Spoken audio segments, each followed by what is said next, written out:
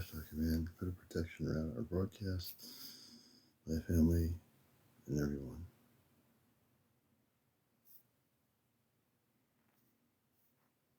Welcome to Encounters, the late night spiritual UFO talk show. Good evening, everybody. It's 11:34 p.m., about 34 minutes after. Hey, good to see everybody. Frank, Deborah, all the beautiful people out there, welcome to the show. And we had a great show last night. And Alien Doll, everybody. Hey, Papa Smurf. And after my show is over, hey, Alicia, we got to watch my good friend April. And as we were watching her show after 1 o'clock in the morning, guess who popped into her house? Well, there were a couple of the Ashtar commanders there with her that are usually there with her. Hey, Ruby, good to see you. But Commander Robar, my father, was, hey, Mike was in her house, and they were dancing to the music. They came through the rift and were hanging out for a while. That's pretty cool. Hey, Shell Bell, good to see you. Good to see you, Jersey for life, everybody out there. You know, just a beautiful, hope you all had a beautiful day. And now it's time for a show that's out of this world. Sanjay, good to see you. Cool, I fell asleep, no problem. I think my last show from last night, I think that's not on there yet, but it will be. So I'm only one show behind on my YouTube channel, Ashtar Command Spaceship News. Hey, Bonnie Blue Eyes Girl, good to see you, Bonnie. All the beautiful people out there from around the world. Good to have you with us here. And yes, indeed. Tanya, thank you for the bracelet, the team bracelet. We appreciate it. Oh, Shovel, good. Yes, so we try to make sure all our shows are available. If you missed half a show or missed the whole show, hey, Paranormal, good to see you. You can see all my shows on the YouTube channel. Hey, Down the Rabbit Hole. Good to see you, James, brother. Hope you're doing well. Thank you for the join my team heart. We appreciate that. We appreciate the roses. So, yeah, after I got off my live, hey, Ronald, good to have you with us.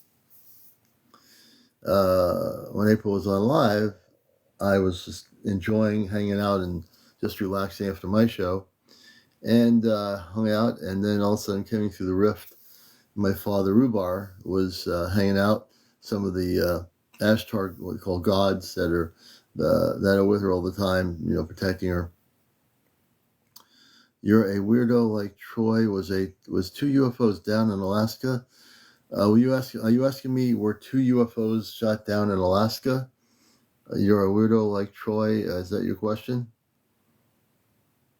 I think that's your question. And are you talking about a new situation in Alaska that I'm not aware of, or are you talking about last year? Because there is the Alaskan Triangle where a lot of activity happens. Like the Bermuda Triangle, there's the Alaskan Triangle. Hey, James, good to see you, brother. Welcome to the show. Hey, let's go. Welcome. User 307. Dylan's granny. Yes, on the 3rd of May. The 3rd of May of this year or of last year? Are you talking about May 3rd of this year? If you're talking about this year, I've not heard anything about 2 UFOs being shut down in Alaska.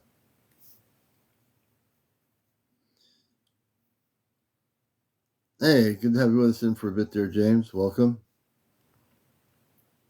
Hey, Catherine. Hey, Johnny. Hey, Rosa. Everybody coming here? Stewie.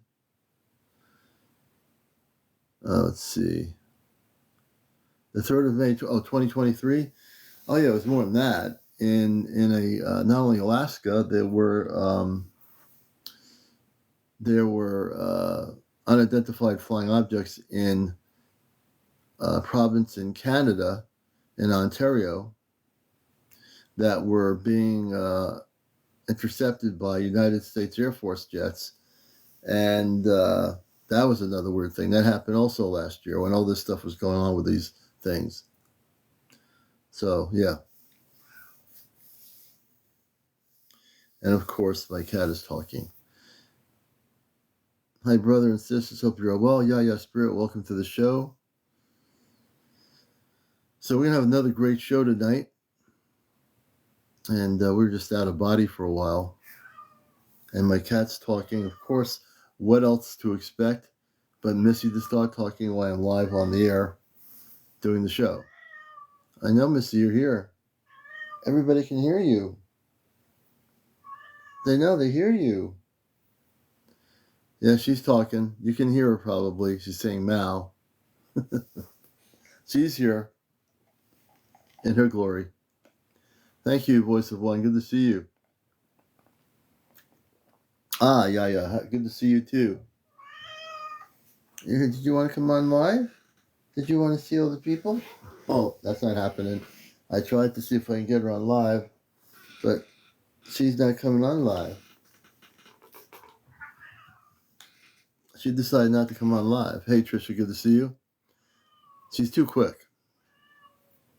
You know, I should see what she wants. Maybe I should give... No, she didn't hiss. Nope, no hissing. She's mowing. Oh, she's not going to definitely come on live. Sometimes, once in a while, I'll get her on the camera here. She steals the program. Hey, Days, good to see you. She prefers radio. Only if she can come to WESU, but she... But it's good to have everyone here. She was laying in the meditation pillow. She decided to get up from the meditation pillow. I think she's done meditating, and now eventually she will go back to the meditation pillow. But she's talking right now. So give me a minute, folks. I've got to see if I need to give her some of her favorite treats. The commander has to take care of Missy, and we'll be right back. If you see any space commanders taking on the camera and saying hello to you, I'm just kidding. But if it does happen, let me know. I'll be right back.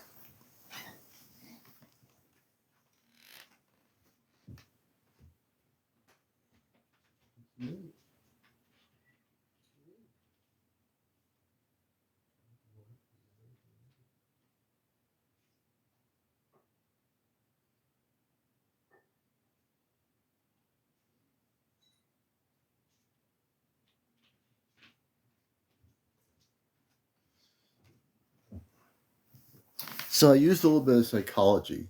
You know, I'm a cat psychologist, not really. But I just gave her 3 treats instead of 1. I gave her 3 of her favorite treats just now, and I think she's good. We'll see. I was picked up by UFO during a flight from New York City to Israel. Are you, D, we might want to have you on here. Are you serious? You say I was picked up. Get this. D says, I was picked up by UFO during a flight from New York to Israel. Is that a true story? I'm interested in that.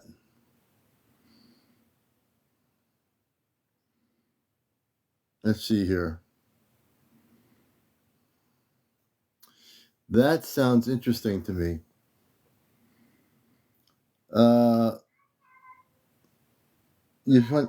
My cat's talking. She says that's interesting too. I don't know how long this is going to go. I suspect she'll be talking to me for a couple of minutes before she decides to give up and go to sleep. Let's see here. You're a weirdo like Troy. Can you give me more information on that? When were you picked up by a UFO during a flight from New York to Israel? Can you tell us that? I think this is going to be an interesting story. Let's see here, I got everything plugged in.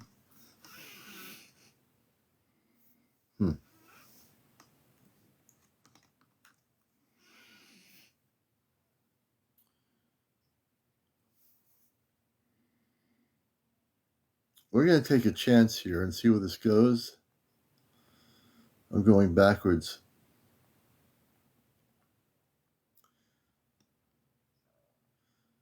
Oh, yeah. Conservative, okay. I'm going to take a chance on D, and I'll be really quick if we're not going into a real situation here. So, D, I'm inviting you on. The rules of the show: you have to be over 18, no foul language, no paranormal discussion, no kids on the show, no drinking, no smoking, no cursing, and my cat's talking. So there you go. Let me see here. I would like to hear that story. Dee, are you still with us? I would definitely like to hear that story.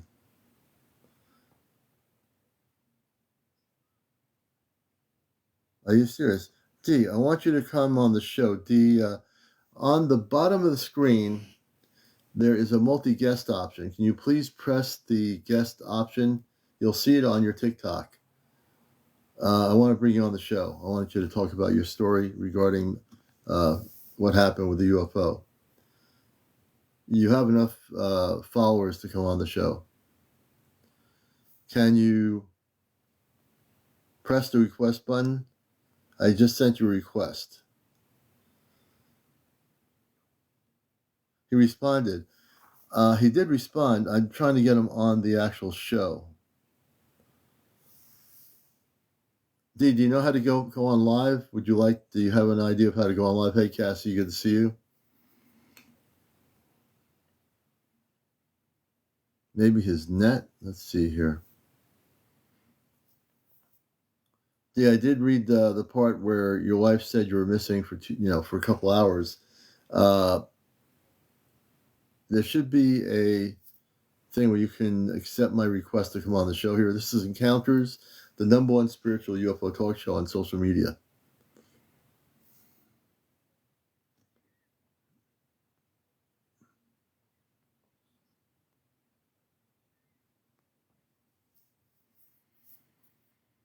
We'll see if we can get them on. That is, to me, a really interesting story here.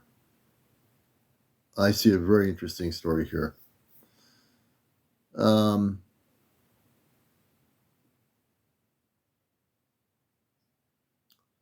See, as you can see, I'm trying to help you out here. If you can actually get on the show, I'd love to hear your story. Besides typing it, you can actually come on here on audio. You have over a couple hundred followers. You're able to go on live with us here. If you're having a problem figuring it out, let me know. So we have one person viewing the show that actually, I didn't see that yet.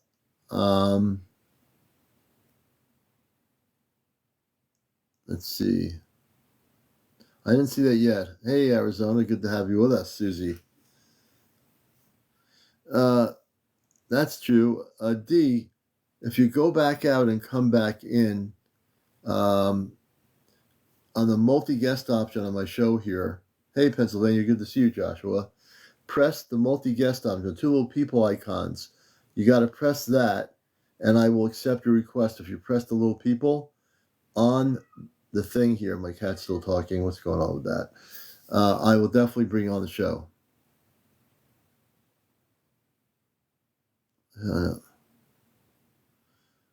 What did you say? I found out why my mind wakes up, but my body doesn't.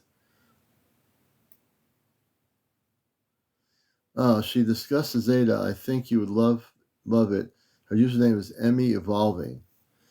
Yeah, if Emmy Evolving's around, or you can get in touch with her, I definitely would be willing to talk to her. She wants more treat days, probably.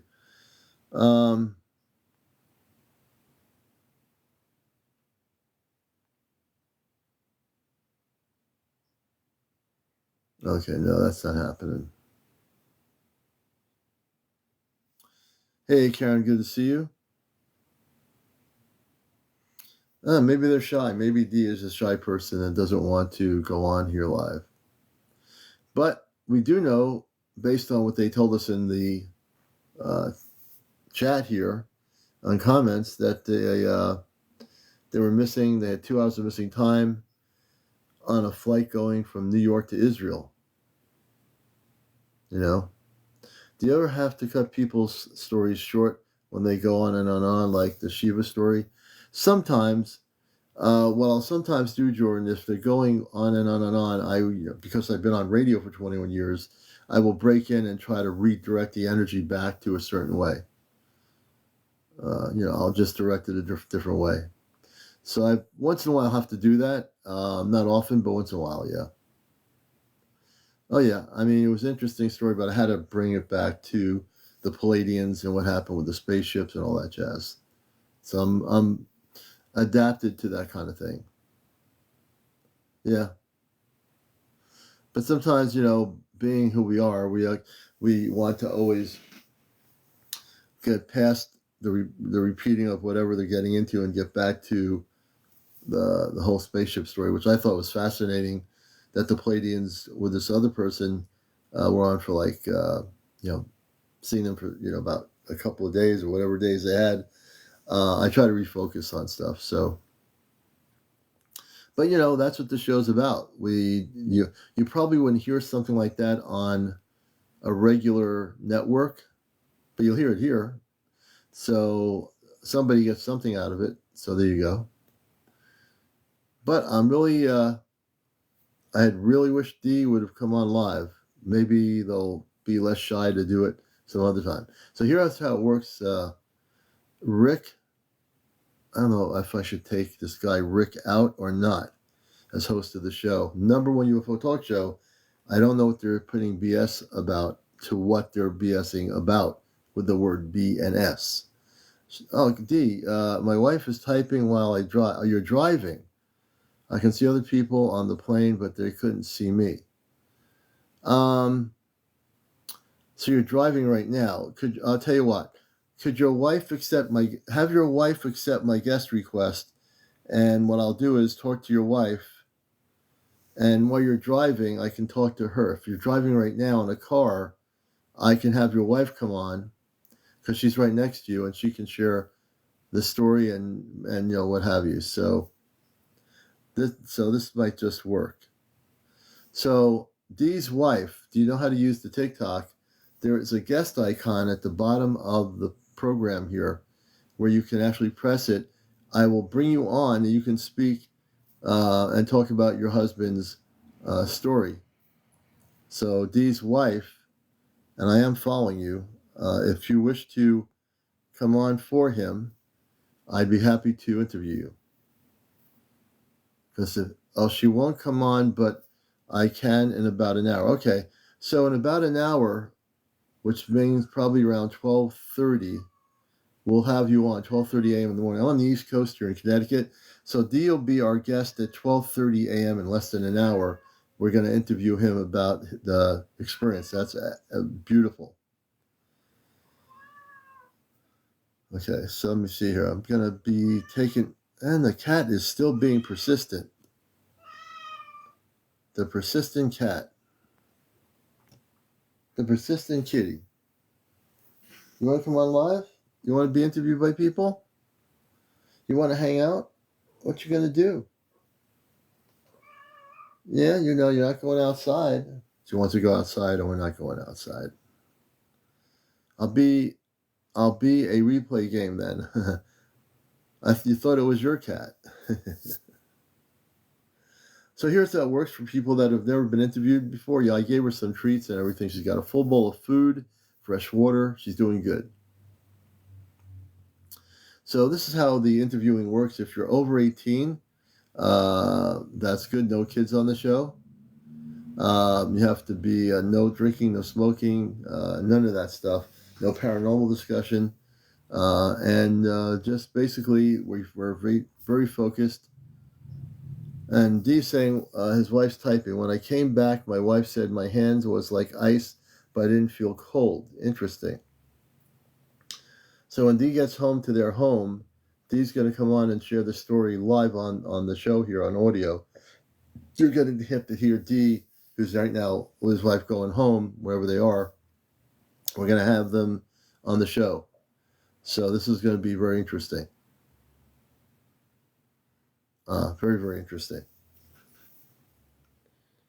If you've seen anything like UFOs or spaceships, if you've had visitations by space people, we'd love to hear your story.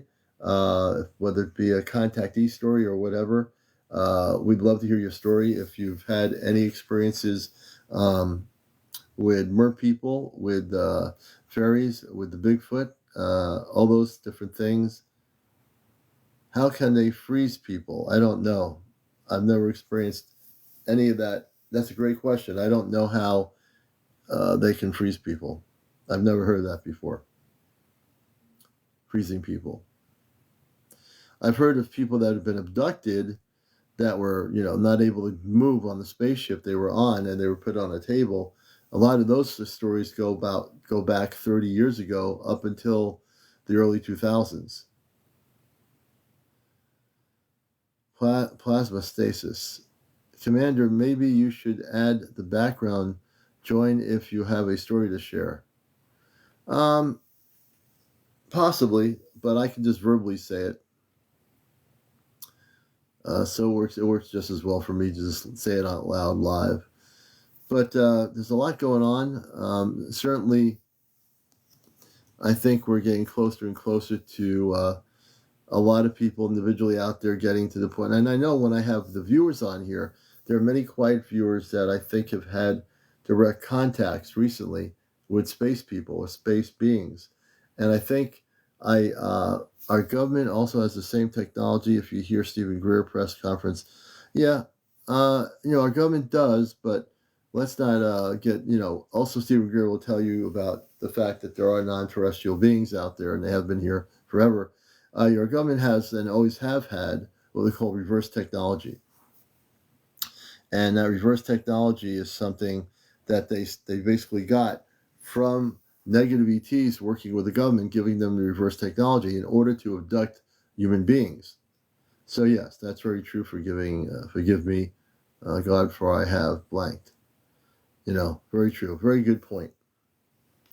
And that's where you have to use discernment. If you see a spaceship, it's not always, something from a planet. Legion. We have a person named Legion, and we're going to take a chance on Legion. Legion, can you tell me before I bring you up, can you tell me in comments what you want to share with us? Have you been visited? Have you been abducted? Have you seen UFOs or spaceships, Legion? Yes, you're live. What's up, Commander? Oh, Christopher, thanks. So, Legion, can you tell us a little bit about who you are before I bring you up? Make sure you're over 18. Been visited and seen some. Oh, okay, there you go. That's what I need to know.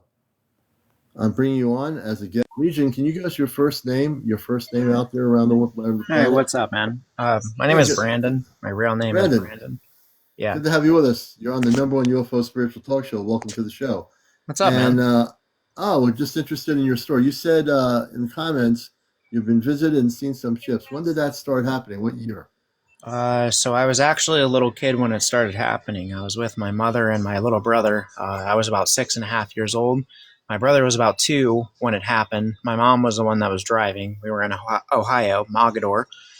We were driving down the road, and the car stopped in the middle of the road. Physically stopped. There was no power to the Really? car whatsoever. Yeah, physically. There was nobody else on the road besides us. The road was completely black. There were not even any street lights on the road that we were at because it's all cornfields.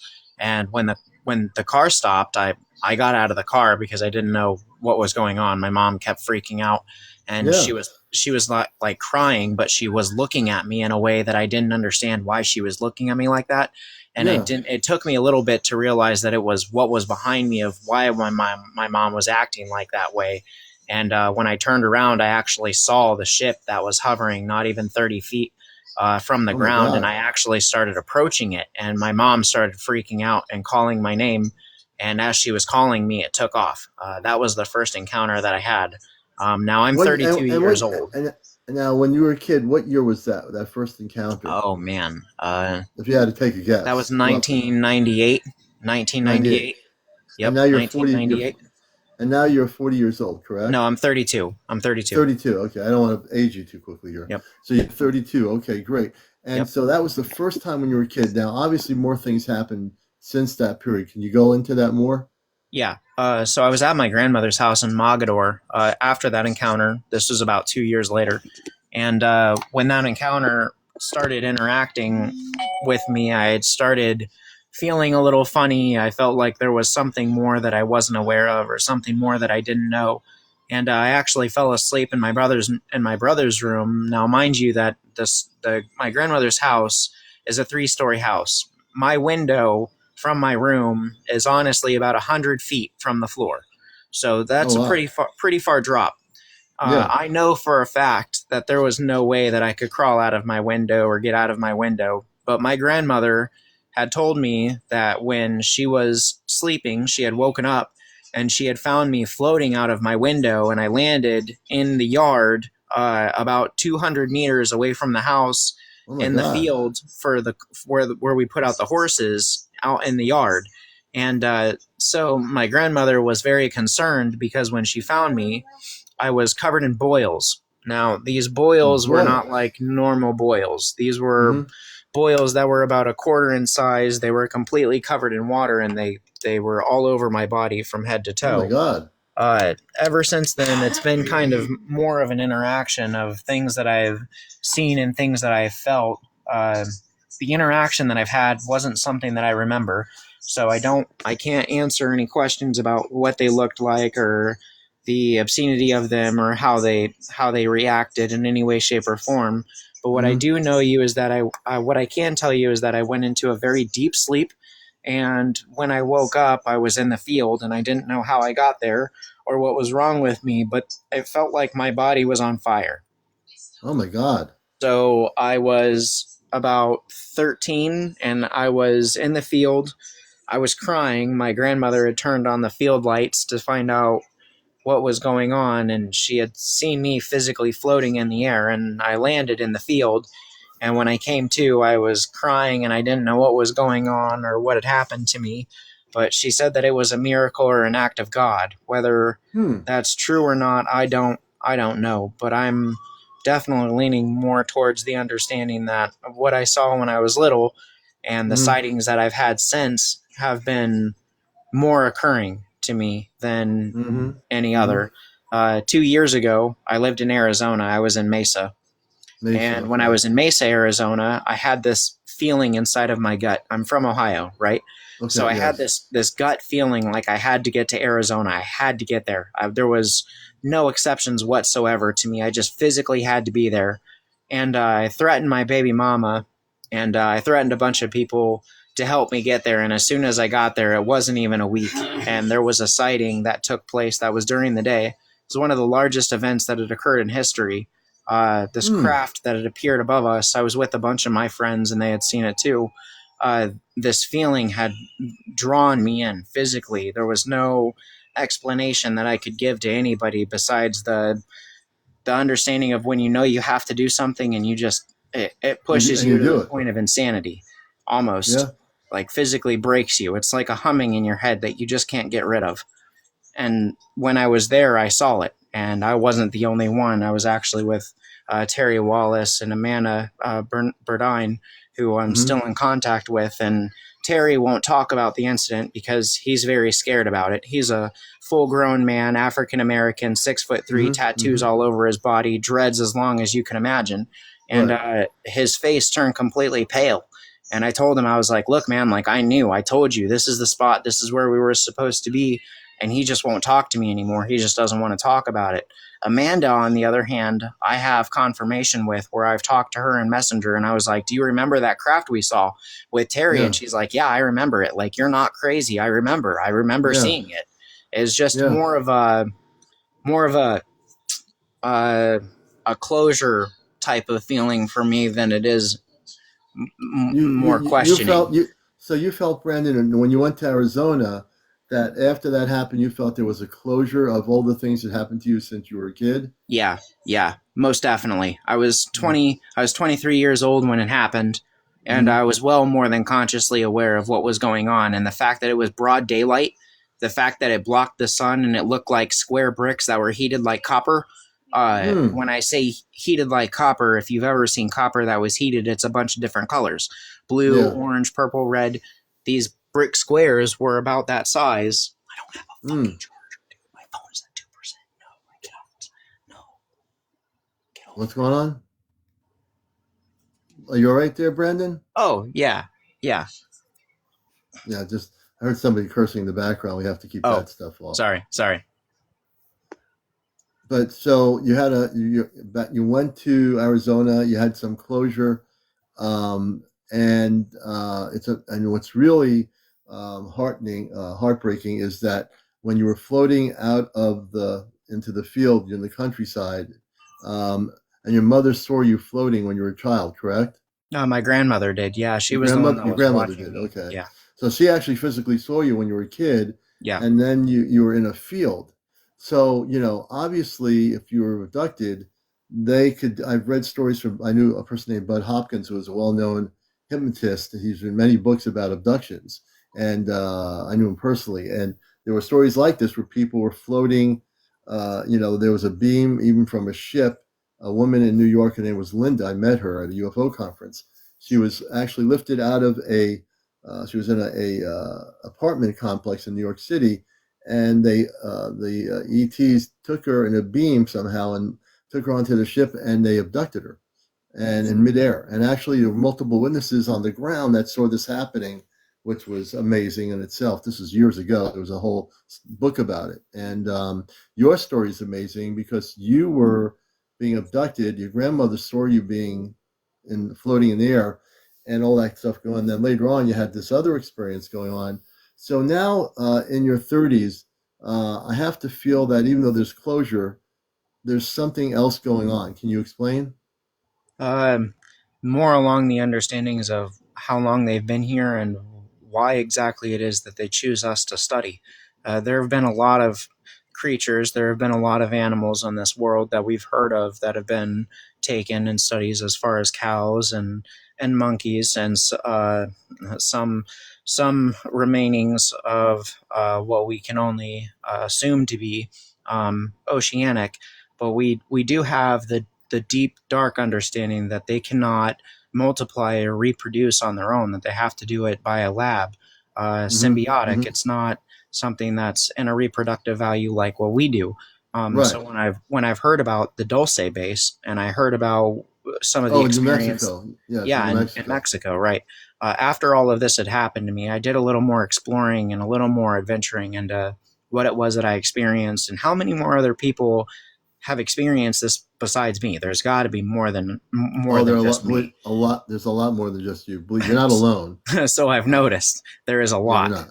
There's On a my lot of show, people.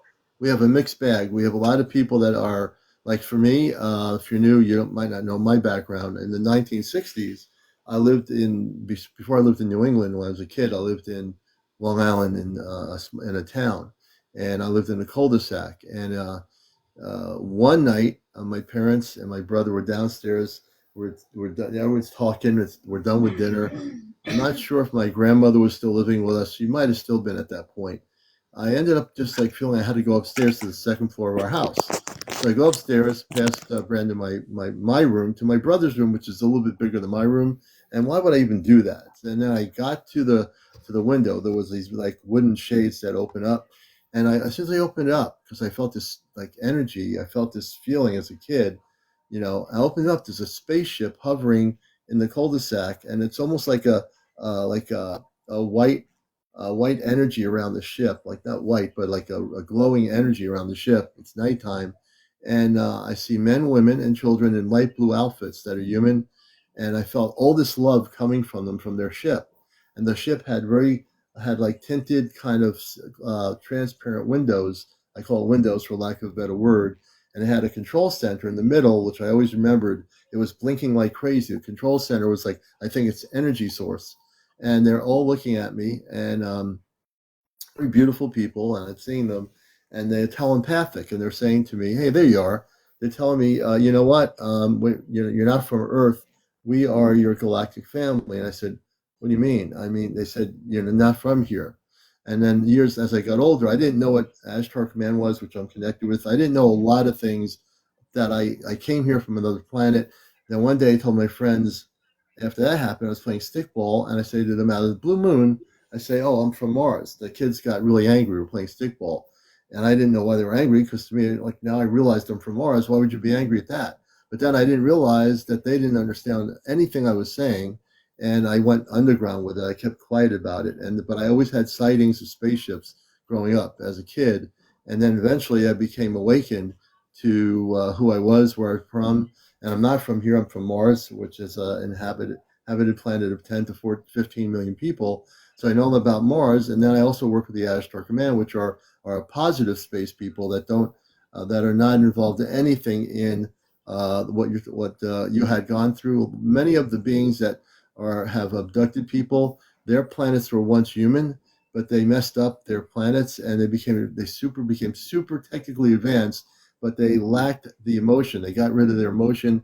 They had to go underground. They messed up their planets and they changed their form to what we call the Zeta reticuli system, and that relates to a lot of what you're talking about. And I completely get it. You're absolutely correct. They became less emotional. They needed the DNA of the human to try to reproduce a human genetic to get back to where they were once human, but they can't do it because they're stuck in a time frame that they created to mess with themselves. We're not stuck in a time frame. We're going. There's a lot that's going to happen here that's going to be very good for our planet in terms of positive, real people. My father and my mother come from off planet. My brother and my two sisters have come from off planet.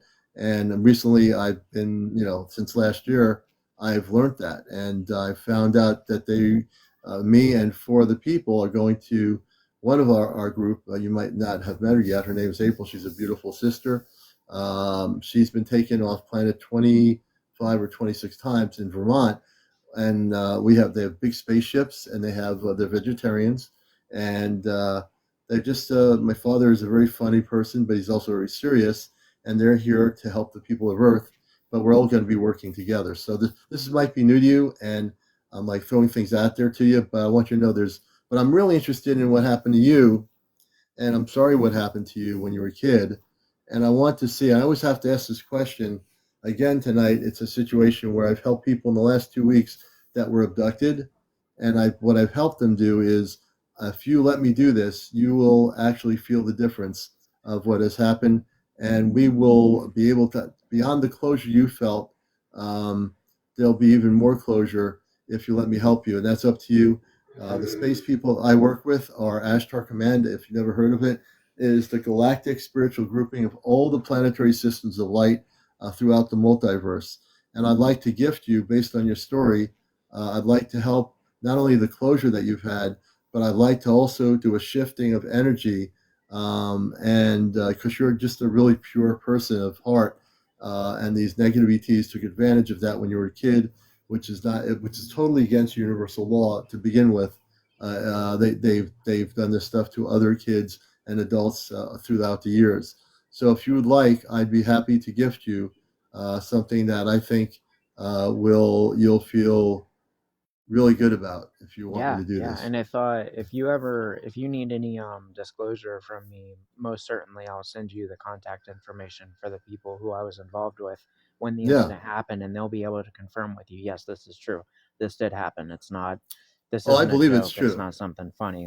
And it's very hard for some people to accept. It's been hard for me to come out and talk about some of the things that have happened to me. But when I talk Mm-hmm. about celestial beings, a lot of people don't know that a celestial being is one that can autonomously change Yeah. anything from matter to a sentient that they want, Mm-hmm. whether it be Mm-hmm. a plant, an animal, a bird. They can go from anything and everything that they want to be. It's very Mm. changing to understand how they replicate forms, and not just replicate forms, but their reflection shield that they have when they are out in the public, when they are out during the day. They have this shield that they put up that kind of looks like a fog, like a mist. When you see it, it looks Right. like if you've ever looked at a hot road and the road starts to steam. That's Right. exactly Right. what they Right. look like. It's like a mirage almost, but the way Right. that they move is very blended in with the surroundings of what they're trying to camouflage themselves with.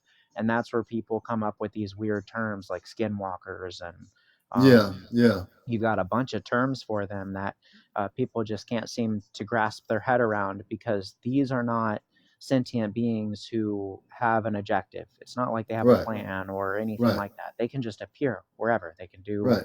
And whatever they want, whenever they and want. and also, Brandon, they can shapeshift, which is I've interviewed Exactly. people that have been guests Exactly. that had been in touch with shapeshifting situations, abductions. But also on the other end of it, I've had all kinds of people on here, which is the beautiful part is all the true stories of people's experiences to me are on this show very important because that is the disclosure. We disclose the truth when we share the story of our experience personally. Like your story to me touched my heart because of what they did to you. And so, because I'm also a contactee, I'm not just this guy with a suit on having big studio screen. I really have come from an experience. For me, it was positive. For you, you had closure, but you also had negative experiences. I think it's important that we hear all those stories because there's we have to piece together everything that's happening to people, whether it's negative ET abductions or whether it's a beautiful contact. There's a whole chapter of many things happening and not all the same for everybody, and people need to know that.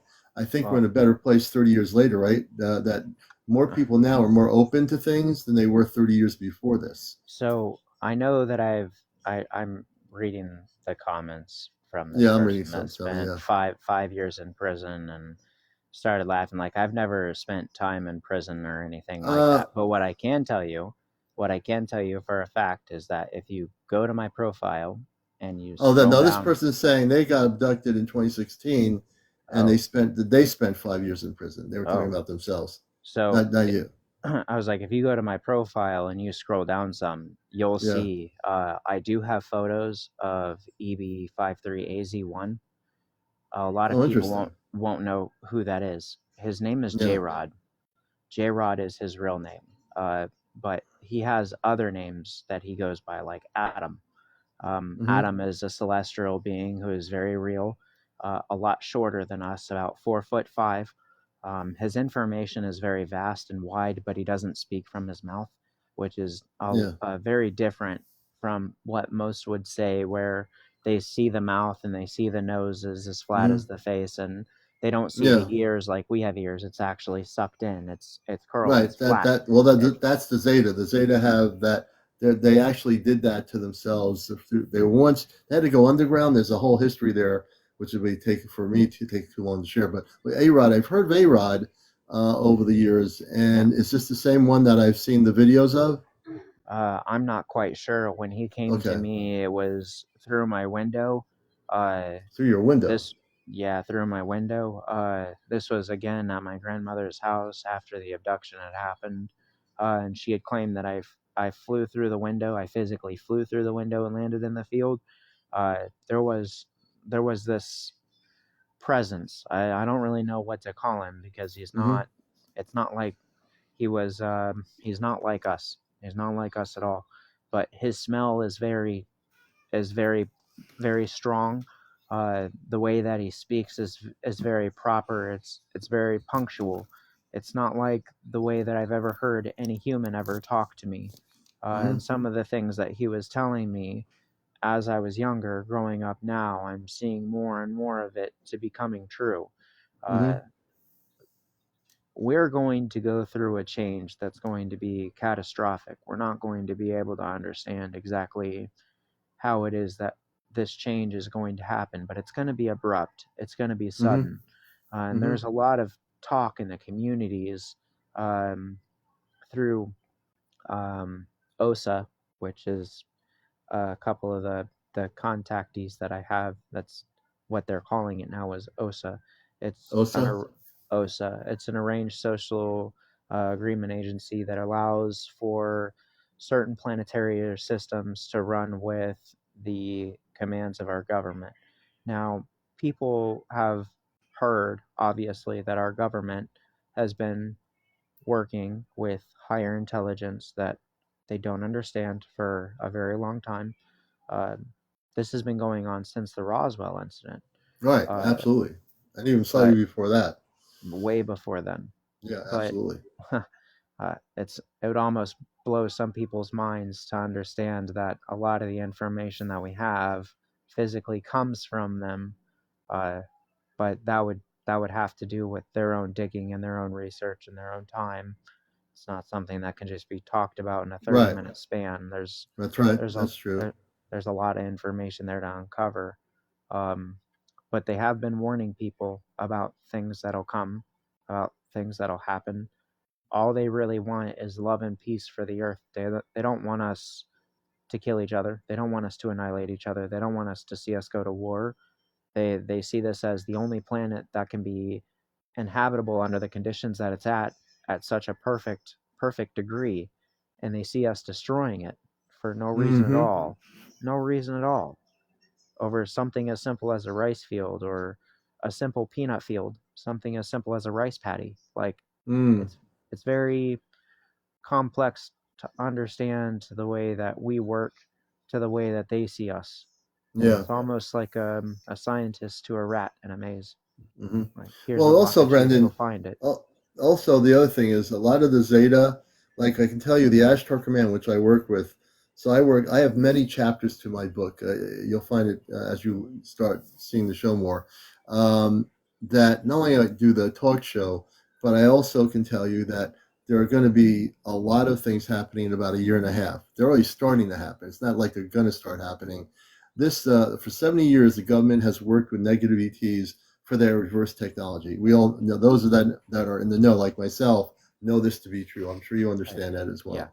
yeah, But and they had a choice 70 years ago with the Ashtar Command. They came to the people that were in charge of ET contact on Earth, and Eisenhower had a choice to make. Eisenhower could have worked with the humans that were spiritual beings of light, and he chose the Zeta and some other beings that were negative, and said, okay, if you give us your reverse technology to help us with our advancements, we will actually allow you to experiment with our life forms on Earth.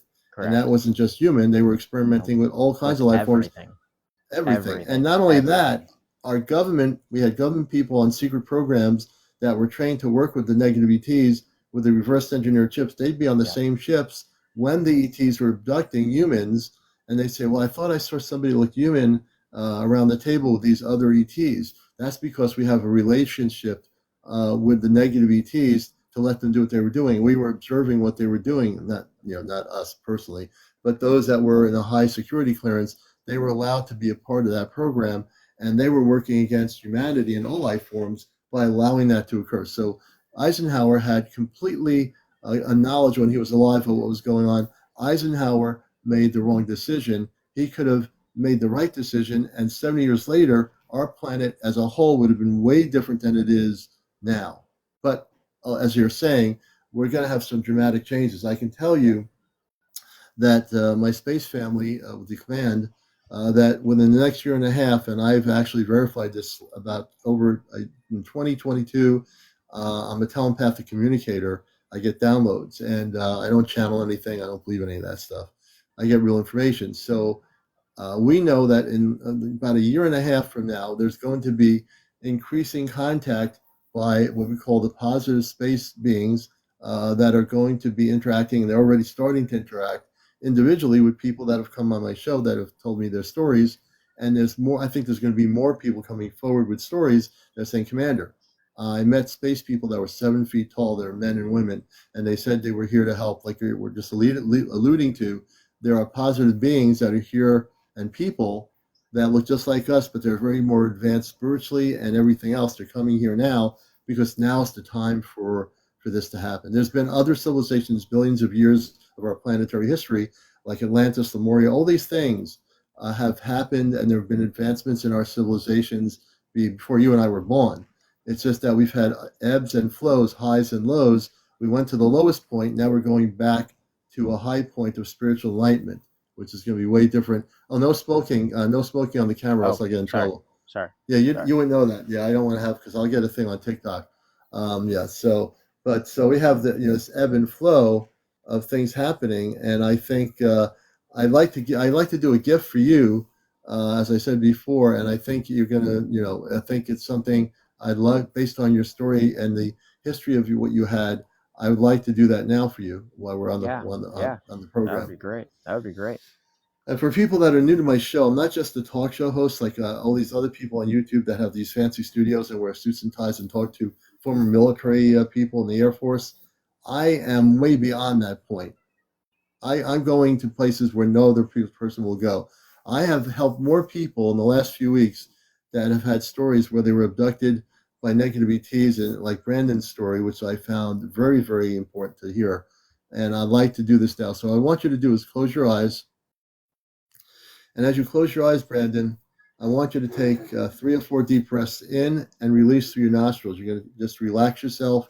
You're going to breathe in and breathe out of your nostrils 3 or 4 times. When you're completed with the 3 or 4 times of breathing in and out, I want you to let me know you're finished and how you feel. That's just the beginning of what we're going to do. Yeah, I'm good. Relaxed. Okay. Take a couple deep breaths in. I'm really amped up tonight, so if I'm talking fast, that's why. So I want you to just take a deep breath in and out, in and out.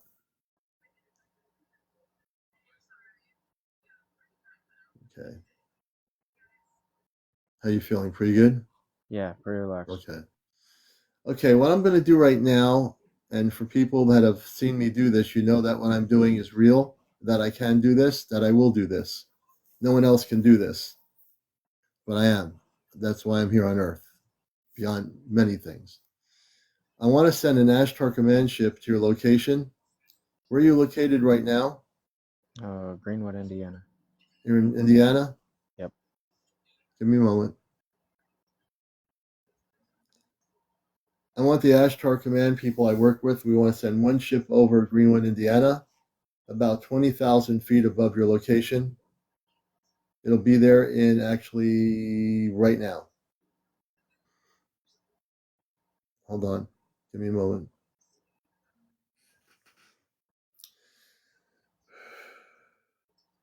We're going to send 10 of our Ashtar Command people off the ship, 5 men and 5 women.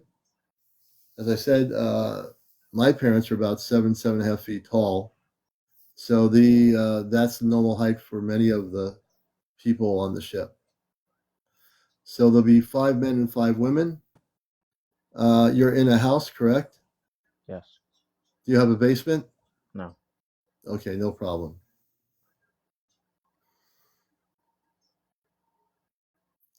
In a moment, they will be cloaked. In a moment, you'll feel their energy. They're not even next to you yet, but they will. Right now, they're checking your house. They're doing what they call a clean sweep of checking the energy outside of the open area.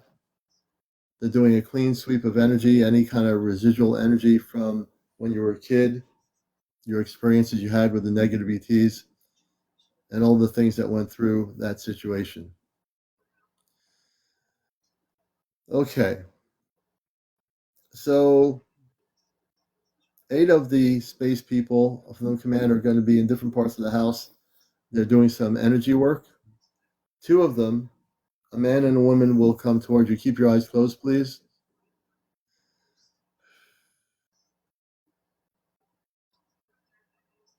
And as they come close to you, you will start feeling an energy shift in the room. Keep your eyes closed, clear your mind, don't think about anything. Be still. When you start feeling some energy shift, let me know. Yeah, I felt it about a minute ago. A minute ago, okay. Yeah. Now we're going to have them increase the energy field around that room. And Mike started breaking up too. Okay. The woman is going to, she's a healer. She's what we call our medical team from the spaceship, and so is the gentleman, the man. She's going to, when she touches your forehead, it's going to be, she's going to be working on the etheric body and the physical cellular structure of your body from when you were a kid. And they're going to work on clearing the energy of what the negative ETs did to you as a child. They're going to start doing that now. She'll be touching your forehead, and you should, in a moment or two, you should feel a vibration or something happening physically. You'll feel something tingling or something happening. A cold spot. A cold spot, okay. Cold. So she is right next to you, and she is actually now going to touch the forehead, so to speak. She is able to activate things just with her hand. She doesn't have any medical things or whatever. Again, these are my space people of the Ashtar Command, and she is now touching the human field of your energy from your body, and she's going to work on you for a minute or two.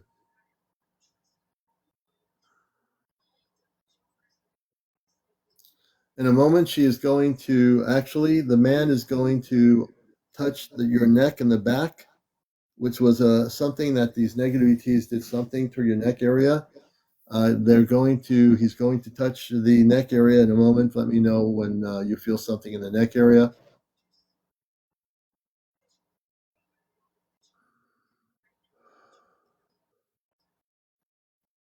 Yeah, yeah. Warm.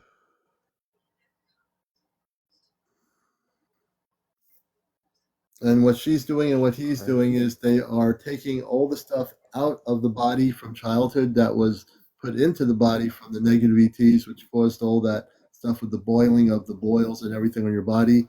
They're taking all the stuff out of the body that was used to do what it did to your body at that time.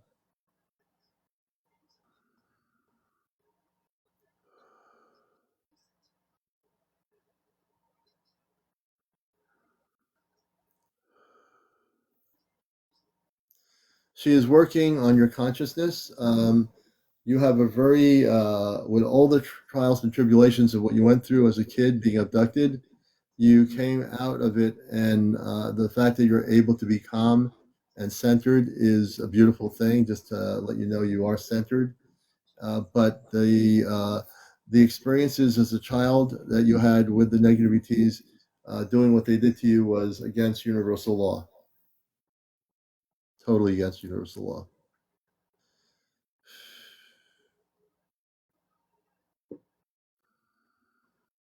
The other space people, they're doing clearings in each room. Um, your area that you live in, is it a country area? Is it built up? What kind of area is that? Populated. Populated area, okay. They're going to put a bubble of energy, an invisible bubble of energy around your home. When they are done working with you, they're going to actually put what we call it is a invisible bubble of light around you. You will feel the energy around you. It's like a shield, and you're certainly well protected now. You are going to be. So even though it's something way beyond human comprehension, it is like an invisible shield. So whenever you go out in the world, anywhere you go, nothing can come to you that isn't of the light. There'll be no anything that can come to you that isn't of the light force. That's weird because all I feel is like lightness. Yes.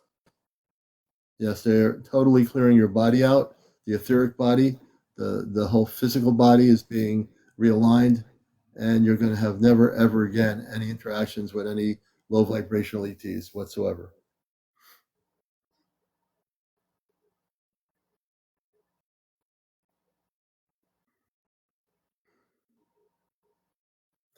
And what we will do is, I feel this to be true.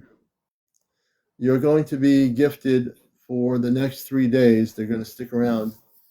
Before they leave on the last of the 3 days, one of them will reveal themselves to you a little bit, and you will see how tall they are.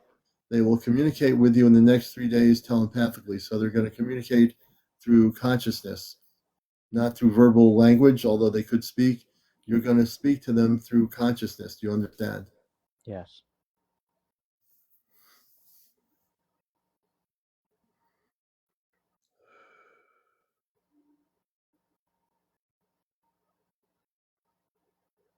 And like as I look at you, I can see you're very, very relaxed. Your energy field has shifted. Pretty much so. So this is what I do sometimes, people who are watching my show. I'm not just a talk show host interviewing people. I have the ability to do certain things. And what I do here is to help people. And Whoa. I can see, tell us what you see. What's going on? I just feel light. Just feel Yes, better. see? Yes, see? Your whole face is glowing. You're just in. We just Yeah. took all the negative stuff out of your body. Not me personally. The space people, the man and the woman, they just did that. Yes. Yeah, I feel great. I feel better There you than I go. have in See? like a year. Yep. Beautiful. Thank you, This man. is my. That's my gift to you, Thank you.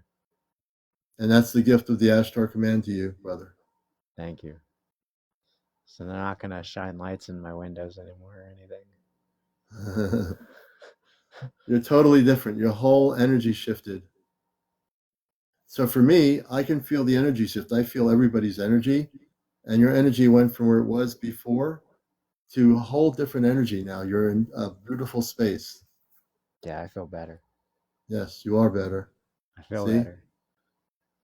Yes, you are. Thank you, man. Thank you. You're, and you're now a friend of the show. You're my friend, and I'm glad to have you as a friend too. Glad to have you as a friend, man.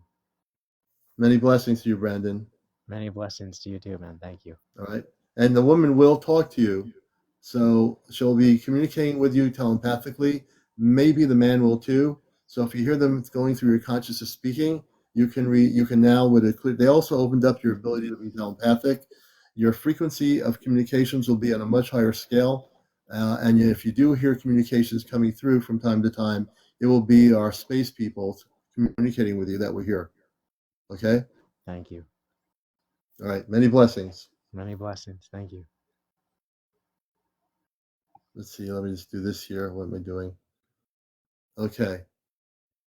So that's what I do, folks, sometimes. I've been doing it more and more, and I've been sitting down meditating, saying, why am I now doing this? Why am I now more and more sending spaceships to people who have been abducted and doing what I'm doing? So that's, for me, a relatively recent experience. But Brandon, thank you so much, man, for being here. Thank you. I don't have a crystal ball. I don't have a neon light. I don't do readings with cards. I don't have a pendulum swinging in front of my broadcast. What I do is real. Where I come from is beyond Earth. I am human, but I'm not human. You understand? I am human, but I am not human. I can fit into the human life, which I do, but I'm not from here at all. No, not hybrid. No, I directly come from Mars. No hybridization. I'm completely from the Ashtar Command. None of the people from the Ashtar Command are hybrid. They are directly from different planets, and I come from a planet beyond Earth. I've been working with the Ashtar Command. I came here as a baby, as a star seed in the 60s, or late 50s, 60s, whatever you want to call it. It really doesn't really much matter. So that's what we do. Now, there's another person who had an experience that I want to have on the show. The woman, the man or the woman who was telling me earlier, let's see if I can find them. The person that I said would be next after Brandon. Are you still here? There's a woman or a man, somebody who said they've had contact with the space people. Is that person still here with us? Thank you, pretty angel. Thank you. Please, I'm going to add my goals here. Please, if you support what we're doing on this show, please go to my main profile. I have a link to my Venmo account, and you can donate $5, $10, or $15 on my Venmo. That would be great. Thank you, RN Nurse. I appreciate the gift. Thank you again for the mustache, Trisha. Everybody who just gave me the other mustache. Oh, Trisha, thank you.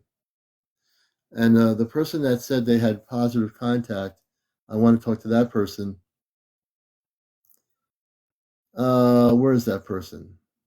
Gary, thank you very much. I appreciate it.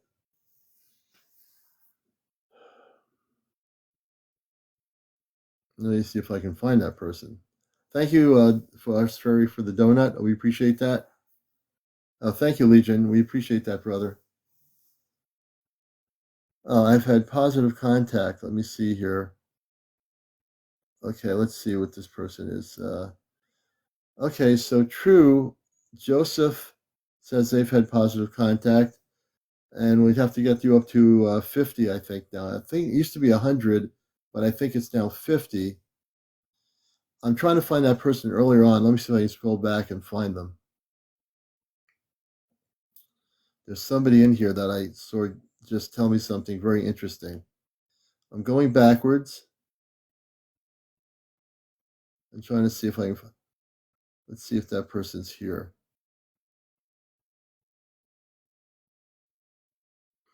You're watching Encounters, the late night spiritual UFO talk show. I'm your host, CmdrAleon. And let's see if I can find this person. I know I saw it if you've got, let's see here. I'm scrolling backwards to find this person. I hope I can find him.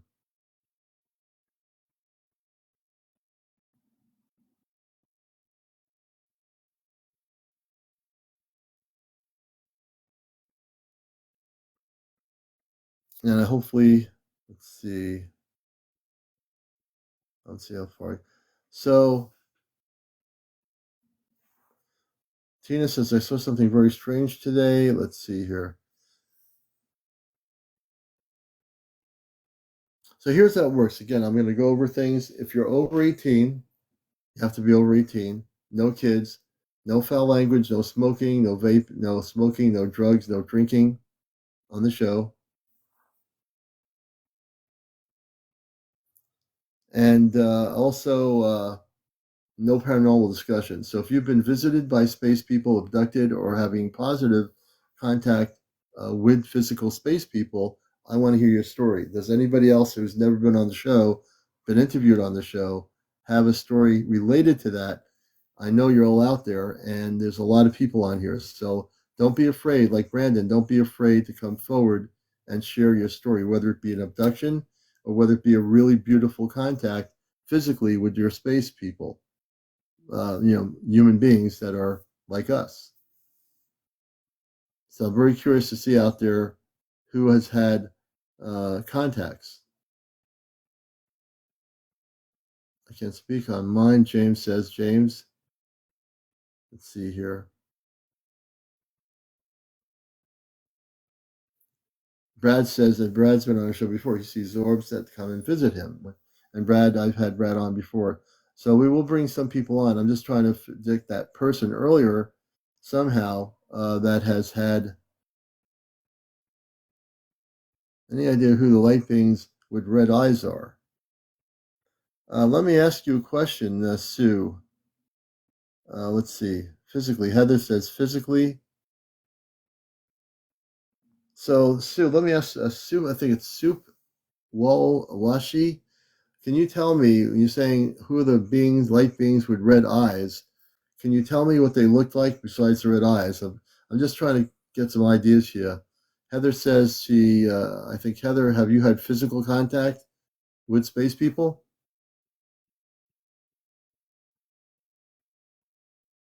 Okay.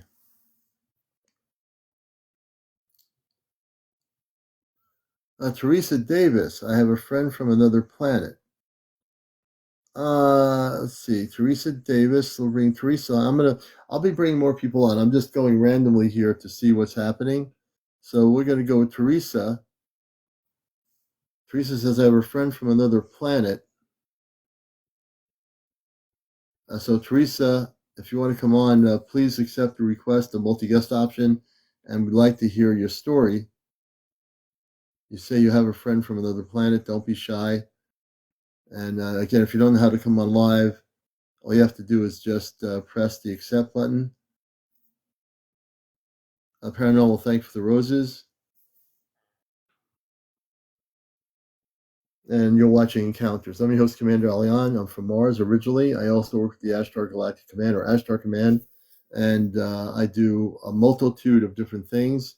And like I said, I am a contactee. You're trying to keep up with me in April. I have a hybrid daughter with grays. True says, I've had a hybrid daughter.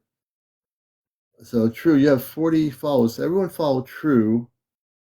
I want to hear that story. I'm going to pin the comment. Shu says, I've had a hybrid daughter with the Zeta Reticuli. I'd like to hear that story.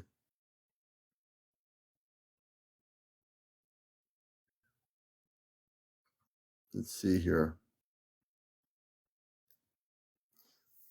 Anna, welcome to the show. Anna Banana.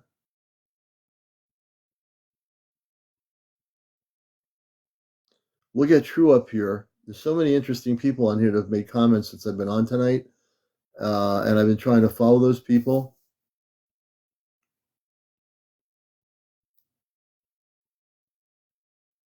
Anna Banana says I'm a hybrid. So Anna Banana, can you tell us? Let's see if I bring the light back up here. Can you tell us how you became a hybrid? Obviously, were you abducted? Kelly Flip, thank you. Thank you for giving me the vote. Left-handed empath, interesting. Genetics. Let me see if I get the light up here a little bit more. Bringing the light up just a little bit closer. Much better.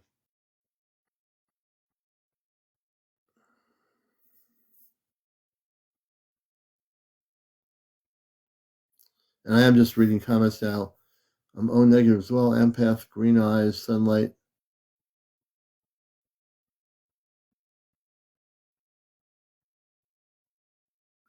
Can being on a live with you right now or watching makes me have sensations, head tingle. Okay. Heather says wicked.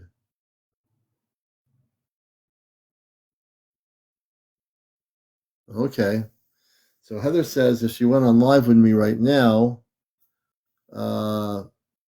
it makes her have sensations and her head tingle. I sneeze when I go out in the sunlight. Hey, Steve, good to see you. Forest Fairy Oracle. I awoke with a razor-line scar on my chest after a cancer scar, like advanced surgery.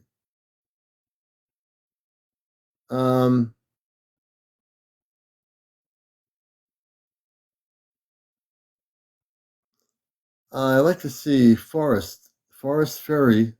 I'm going to follow you, and I'm going to invite you up on the show. I believe your situation has to do with probably some extraterrestrial contact at some point. Welcome to the show. Well, hello. Hello, Forest Fairy, and welcome. I just thought it interesting your comment you just made. I woke with a razor-line scar on my chest after a cancer scare, I think it was, advanced surgery. Can you give us a background of yourself, where you're located, and what something certainly happened here? So I'm in Northwest Florida, and I usually heal my own cancer with bloodroot, and I put the bloodroot on my chest, and it created a terrible scar. And I was Okay. so afraid I would have to go to the doctor. And I was so depressed about it. I sat up against a tree and was crying about it and went to bed. The next morning, my husband said, "Where did you get that razor line scar?" Now, it wasn't a scratch. It was Mm-hmm. a scar. Someone had done surgery on me while I was sleeping. It's still there, and no one can explain it. Some people say, "Oh, you got scratched by a cat." It's not a cat scratch. It is a scar that happened overnight. Now, when that happened, you obviously you and your husband are sleeping, correct? Yeah, What year was this? last year. Last year. Hmm. So before this happened, there was no scar on your back. You were perfectly had a normal back, no scar. How big is the scar? Was it pretty Oh, big or long, it's or it's on my chest, and it's on your chest? it's about. I'm looking in the mirror right now. Mm-hmm. It's about 3 inches long, and the scar is so fine, like it was done with a razor, and it's Mm-hmm. so straight. It's like a razor line, no jagged, nothing, just straight razor. Opened my chest up, closed it up, no redness, nothing, completely Mm-hmm. healed. And was that the area where there was a cancer? Yes. Interesting. And so last year, over whatever night it was, do you remember the date? No. You don't remember. That's okay. You don't have to, but you remembered it was last year, at Yeah. least. Yeah. So, since that's happened to you, I've got to feel, and I could be completely wrong on this, I've got to feel something else has happened because that happened. It couldn't be explained after it happened. You're saying, well, how did this happen?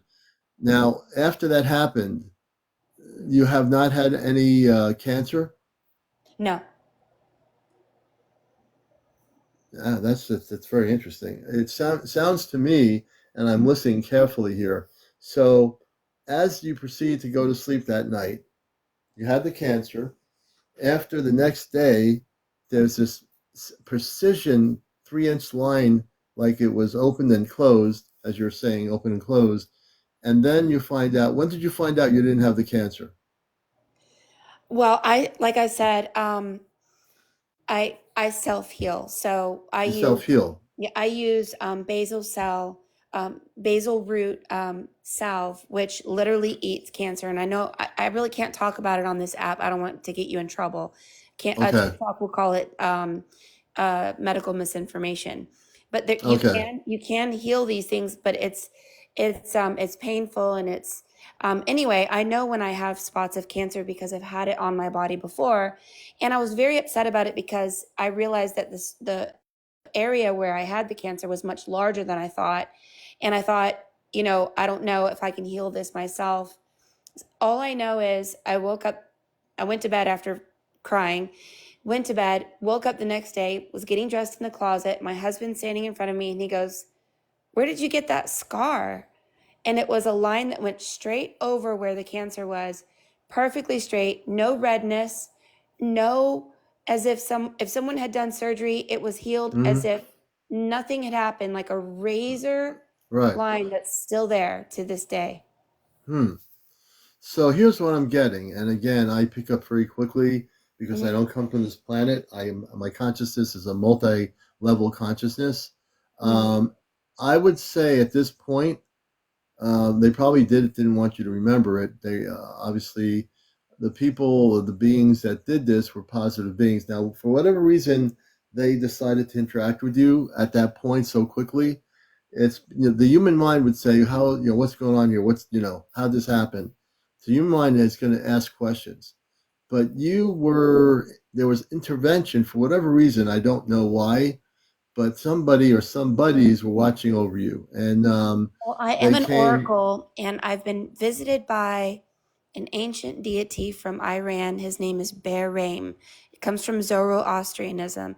He came to me and opened the back of my head on the spirit realm, but not my physical head. I don't know how it works. He opened the back of my head, and according to what I read about, because I asked him what his name was, he said, "My name is Bear Rame." Bear Rame is connected to Ahuda Mazda and Zoroastrianism. Now, listen, I don't know anything about these deities or anything. I just see them on the spirit realm.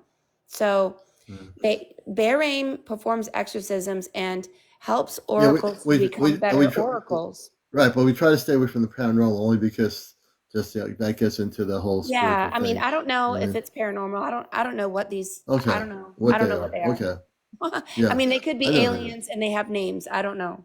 They could be. Well, what I was going to say is what I was getting from hearing your story is that the intervention that was done on your neck was from space people. I don't know. I think there's a connection that you have with some sort of space group that are very positive. Hmm. Whatever they did, obviously it wasn't painful because they were able to go through precision wise right into the area where the cancer was. And I know you use natural things. I won't get too much into that, Yeah. but they actually, beyond what you do, they actually went in there and did something that a medical doctor would say, "How is that possible?" Right? If you were Yes. talking to, Yeah. if I were a doctor and you told me a story about this thing happening to you overnight, they would say, well, how's that possible? Yeah. Because let's face it, earth-based doctors don't know about these things. Yeah. They just know what they've been taught in school, reading the textbooks, and when they go to medical school. If an extraterrestrial being of light does something and I do think because it was done, it wasn't like you're this person out there in Florida and a group of space people say, we have to come over and help you. Like, how does that work? Yeah. It's like, okay, we're going to come over to this random person and we're going to take the cancer out of their body and they're not going to know what happened. Right?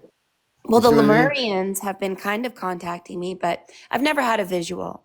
Everything Yeah. happens so whimsically in a dream, and I will be able to make connections. But I like watching your show. I like what you have to say because when you speak about these things, it helps to bring that into our consciousness. Perhaps maybe we will be able to accept it and see it and work with it and be able to clear ourselves so that we can be telepathic instead of having angry thoughts. And part of being Mm. telepathic, you have to get rid of the anger. You have to get, because it can hurt other people who are telepathic. So I love watching your show, and I'm really thankful for what you have to bring forward for all of us here. Well, I'm I just thankful wanted to for you let you too. know that, yeah, the scar is still there and something happened and it's real. Yeah. Yeah, well, before you go, I will tell you, it was definitely uh, higher spiritual beings of light that assisted you. I also want to tell you that you do have a space family beyond Earth, and I believe they were involved in helping you. And we've talked about this. My connection. We have a group of people. If you've been watching the storyline of this program, my show, well, there's 5 of us that are going. One of which is the center person that was selected by our space family, and there's 4 other of us in the same region between New York, New Jersey, and Connecticut and Vermont that are going to be going in about a year from now on a spaceship of the Ashtar Command. We work, and my father, my mother, my 2 sisters and brother, not my biological family, but my non-biological cosmic family, are we're going to be going on the ship to do mission work, and we're going to actually bring back real stories to help people here on the planet. So, yeah, so I believe I'm really feeling strong energy now from you. That if you meditate, I think you have a connection to a star family beyond Earth, and I think if you focus on that, through centering, and I know you can center, you're definitely a spiritual person. I believe that you will eventually reconnect with your star family. Thank you so much. That makes me feel Yeah, you will. warm Oh, and you cozy will. before I go to sleep. Yes, there you go. And you know what? I want you to say one thing right now, which is just something that will instill a very strong light frequency in your body. And I've done this before with people, and we didn't have to do anything special for you.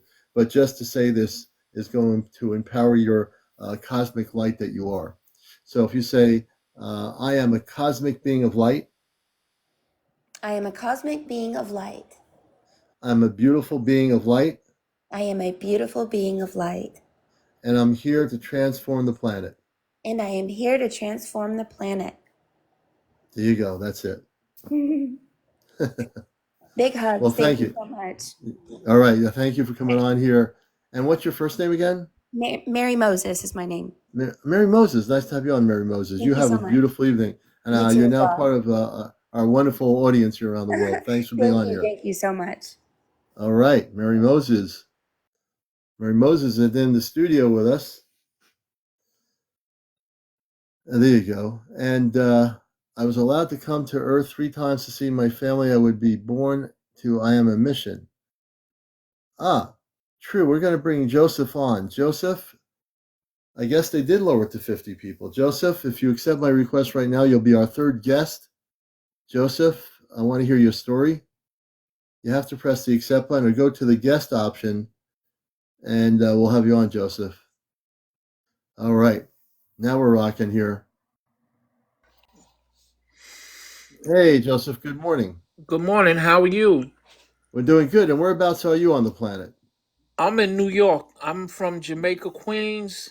I live in Long Island, and I've had so many experience with these grays, and it's just I'm really be scared to talk to people about it because they'll think that you crazy, right? Not But on this show. You're in the right place here. If you found my show, you're going to have a much more different time period. So the grays are, just to let you know, those are called Zeta reticuli. But I know when did you start having negative experiences with them? I didn't have negative experience. I had all positive experience. The first time that I had an experience with them, I was so scared. I was like, oh my God, help me, please, please help me. And telepathically, they said, there is no God. We're the gods. I didn't know if they were meant they were the gods or we were the gods. I didn't know. They showed me pictures telepathically in my mind of the trees burning, earthquakes, tornadoes, tsunamis, floods, wars, and they said because humans are in balance, the earth is in balance, and if we don't change our ways, we are going to self destruct. That was one of the things that they told me. Another time, they had a woman, she looked at human, but something was just a little off. And Hmm. I had sex with this woman, right? Well, we have to be With very God. careful with what we say Okay. All because, right. yeah. All right. And I really just I didn't I just it's just so many times. So one time they brought a little girl, right? And the little girl was with me, was with them. And then they said, this is your daughter. Everything is telepathically, right? So I went to go like closer to her, and then she grabbed the Gray's arm, and then because she was a little, she was, I guess she was a little scared of me, right? So the first time that I've had abduction with them, they had me on some type of table. They were Yeah. putting things in my eyes, up my nose. They had Right. their hands was inside of my chest.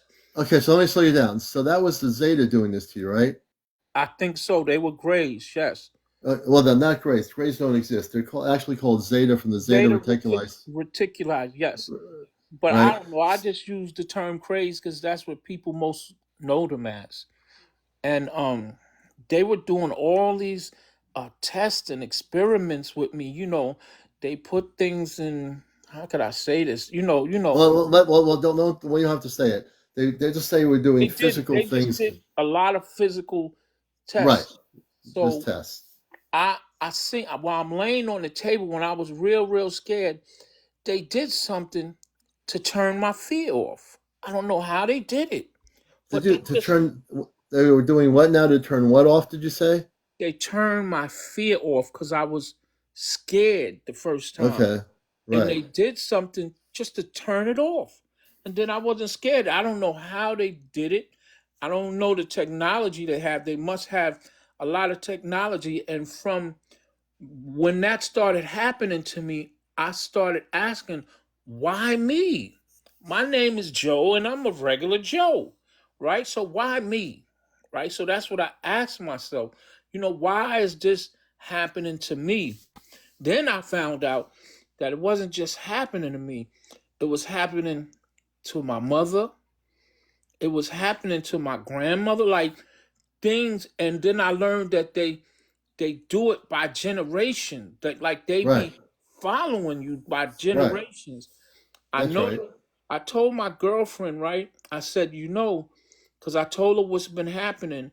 And I said, just you being around me, they might take you, right? And some things I can't say because I'm not going to say it because we No. went Yeah. into some things. And then we woke up in the morning and we both looked at each other at the same time.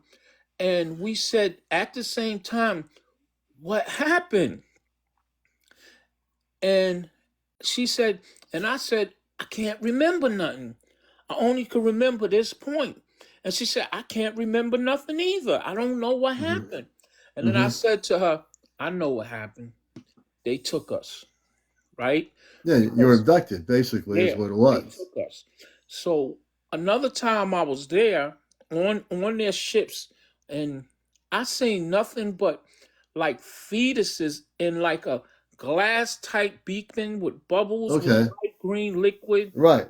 Right. There's And stories about that. There as are far as I documented can stories. see, nothing but fetuses in these things, right?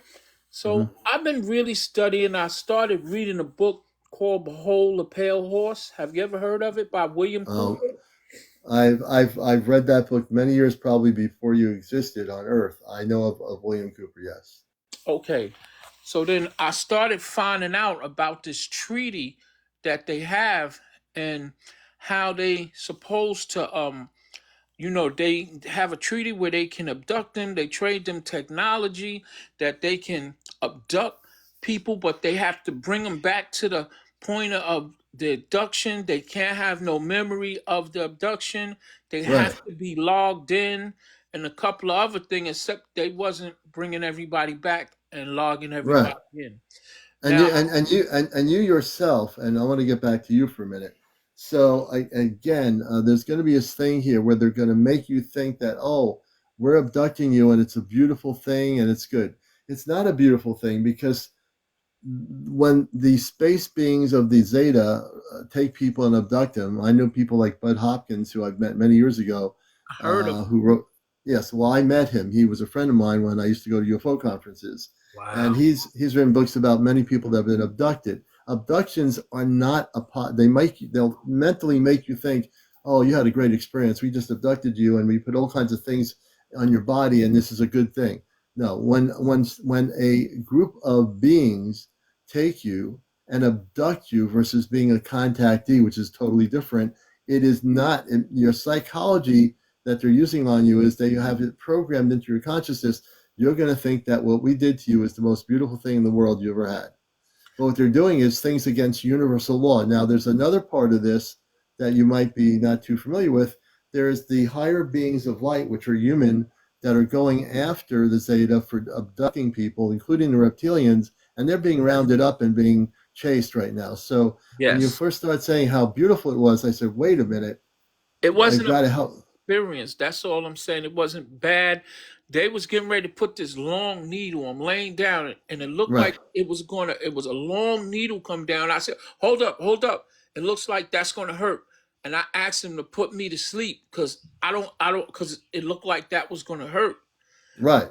And they put things, like in my rectum and No, we don't want to say, we don't be very careful okay, about the words. Yeah, all we'll right. just say physically. Physically, they did a lot of physical things to me. But I don't know because it's one day I was sitting in my lazy chair, right? And all I did was like my head jerked, right? Mm-hmm. And then Mm-hmm. 2 days was gone. Like I'm missing time. Yeah, And you had two people are days of missing calling time.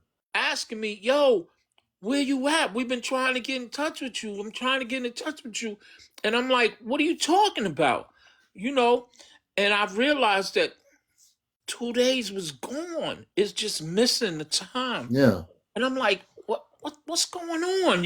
When did you have the missing time? That was like in 1980, maybe 1980. 88, 87, or I don't remember exactly because they do something to suppress or erase your memory. I don't know how they do it. Well, that's what the Zeta do. So let me, I've got to Well, tell you something, and I want you to tell your story.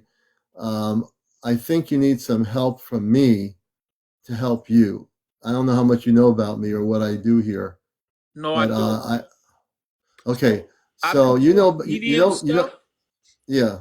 I've been Oh, doing forget medium the. stuff. I don't know how it works, but I be telling people things and I don't know how it works, right? And I've been astral projecting and astral traveling, like things I've been doing. You kind of like you vibrate on it feels like you vibrating faster and swaying at the same time. Then you separate, and then I could turn around and look at myself laying on the bed. Then I just visualize where I want to go, and I go. One time I had a spiritual guide take me to the Colorado airport, right? Now I don't know why they took me to this airport, right? And I went there and I'm like, and I was shown the airport. So I don't know what's going on in the Colorado airport. I think it might be some type of traveling extraterrestrial thing underground or something, right? Yeah, it's an underground base And they took me there, like in this Denver. guide, And then now I have memories of me being initiated into the higher mystery. So what happens is I would remember going into this Sphinx, going down. On the left side, it's a whole bunch of scrolls. On the right side, it's a courtyard. And then there's a tunnel that goes to the Giza pyramids that line up with the Orion star constellation. But I think it's a little off now. But I just remember things and I don't know how. Okay, so what I want to do here is I want to help you. I'm being guided, and I work with the highest levels of light. I come from Mars originally. I also come from the Ashtar Command, which is, I'll explain it to you I in heard of the simple. Ashtar Command. I am with the Ashtar Command. I came here in human form. I have, family members on Earth that are biologically human, but my family is from off planet, and they are here getting ready to assist the planet, and that's a whole nother story. But I want to help you. If you'll let me help you, and you say yes, what I'm going to do for you is going to shift your consciousness, your whole physical body, and everything that the Zetas did to you over the years is going to be cleared out, including they're going to clear the energy frequencies in your home to the point where you're never ever going to have any connections with the Zeta ever again and what they did to you, which is Okay. against universal law. Okay. Could I just tell you one more thing before? Oh, yeah, absolutely. Go right ahead. So, before I was born into this earth realm, right? I was around like different spiritual beings, I'll say souls, right? And they asked, we need somebody to go to Tiamat or Earth, right? To do a particular mission, right? But where we were at, it was home and nobody wanted to go. So I stepped up and I said, you know what? I didn't want to go, but nobody else would go. So I said, I'll go. I'll go. Right? So then they explained to me, they said, listen, all the knowledge and information that you know in this realm, I don't know if it's because of the Akashic records. I don't know what it is and how you know so much over there. And they explained to me, they said, when you go through the birthing process, you're going to be made to forget everything. They said that I'm going to be doing the mission and I'm not even going to know I'm doing the mission. I'm just going to be doing the mission, right? And this is when they allowed me to come 3 times in spiritual form to the families that I would be born to, right? And I remember all of this stuff, right? I just remember, right? And I don't know if it's from the astral projections, I don't know, but I remember all of this. And they told me that I would be unjustly placed into prison. So all this stuff I knew. And everything that they said, that did happen. I Okay, was so, and placed in the prison you were placed in prison. Okay. for So for now, I'm 20 good. years. I did 18 years in federal prison. Wow. And I've been home. I have a mental health practice now in New York, and I'm an electrician, and I flip Oh, houses, good. and Good. I do a lot of things that I have learned while I was there. I took advantage of everything that they had to offer, and I Hmm. changed my life around. So now that you did that, that is a good thing. So I'm proud of you for that, man. Really. Thank And you. now I also want to help you here. So what I'm going to do, I'm going to gift you with something. And I've been for some reason on a roll the last few weeks with people being abducted over the years, and I'm going to help you. So no, you know a little bit about the Ashtar Command. I am with the Ashtar Command. I'm not separated from the Ashtar Command. And the Ashtar Command are spiritual Christed beings of light from many peaceful planetary worlds that are comes from far more advanced levels of understanding. So if you give me a chance to do this, by the time I get done, you're going to feel completely different. Are you Wow. ready? Yes. Could I ask you Okay. one more question before you do it? Yes, go right Have ahead. you ever heard of the Galactic Federation? Because I astro traveled there before, right? And it was like a group of all these different beings. And then they said don't, they said, don't worry, he's not going to be here a long time. I also traveled to Area 51, and I went down and I went on different levels, and I seen certain things there, which I'm not going to speak on, right? But I seen certain things there happening, and they knew I was there, and they said, don't worry, he's going to be gone. He's only going to be here for a few seconds, and he's going to leave. But I don't want to talk about that. But I just wanted to let you No, know you that. don't have to. I know everything about Area 51. I'm past Area 51. That's the least of our situations, but I do know Okay. about that place. So now I'm going to help you. I'm going to get focused on you. What I want you to do for me is I want you to close your eyes. I need you to clear your consciousness of every thought that's existing in your consciousness right now. What I'm going to do for you is going to probably blow your mind in a few minutes in a good way. So what we're going to do right now is you're going to close your eyes. I want you to take a deep breath, breathe in and breathe out of your nostrils about 4 times. That's the first thing we're going to do.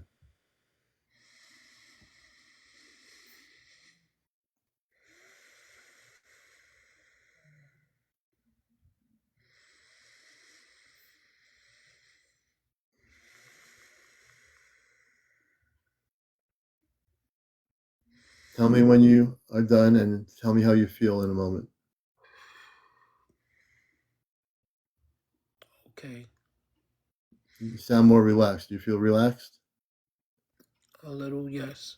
Okay. So we're going to begin. What we're going to do is going to be very positive, going to be very beautiful, and it's going to shift everything that ever happened to you in your life. And we're going to start now. I'm sending an Ashtar Command ship where you're located in New York. Yes. We're Ronkonkoma, going New York. okay, I know Ronkonkoma in New York. I know that's Long Island, New York, I believe. Yes. Okay, we're going to send a spaceship that's going to be cloaked about 30,000 feet above your location. They'll be there in just a moment. Give me a moment here. Keep your eyes closed. Could I lay down? Yes, you can lay down. Absolutely.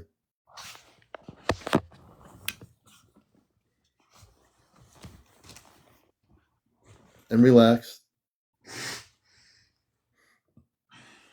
And we're going to send 15. Wow, 15. We're sending 15 Ashtar Command space people to your home. Do you have a basement? No, I don't. I have a Okay, town. boy, those people without a basement. No problem. That's the least of our situation here. I have a Okay, town, and I'm no up problem. Okay, so bedroom.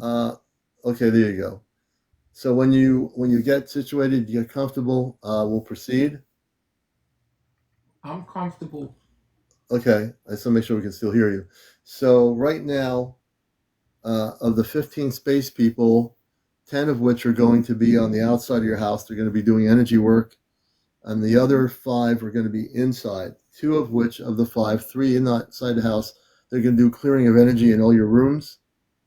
And 2 of the other ones, the space people are about 7.5 feet roughly, and they are human, very human, and very much come from a frequency of what we call Christed energy. They operate in a certain frequency pattern. So right now, I want you to keep your eyes closed, get comfortable. One of the space beings will be touching your forehead. They're just telling me do the forehead thing. They're going to touch your forehead in a moment. When they come to do that, you're going to feel a shift in energy before they even touch you. The room you're in where you're laying down, there's going to be a complete shift of energy in just a moment. Keep your eyes closed, please.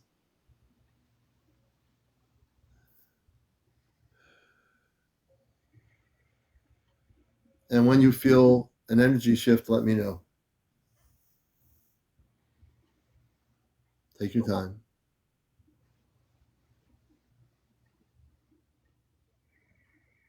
Relax, let go. Relax, let go of all thought.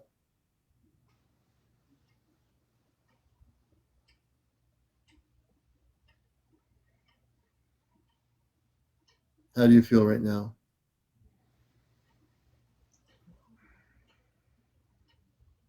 I don't want you to fall asleep, but how do you feel? No, I'm not gonna fall asleep. Okay. I should have turned the lights off, but the lights are on. That's okay. That's okay. So keep your eyes closed. I want one of the two space people to please touch his forehead. These are medical people from the ship. They don't have any medical devices. They don't need medical devices. Please touch his forehead and make sure that he feels the fact that you are touching him lightly on the forehead, please.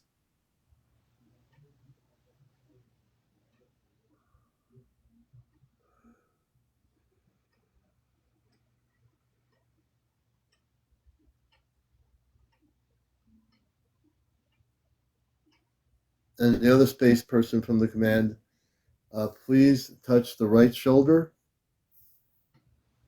Something about the right shoulder. Please touch the right shoulder to let him know that you are also there to help.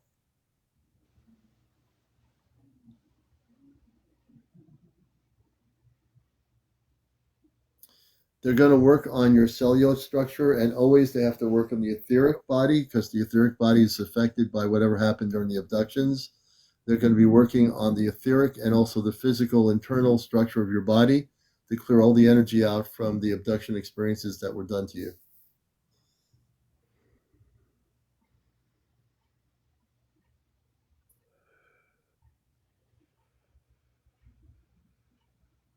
And I know your whole body is relaxed right now.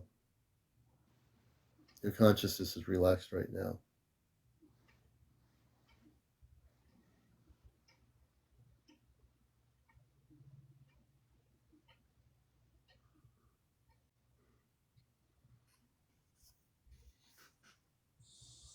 And True, can you tell us how you're feeling right at the moment?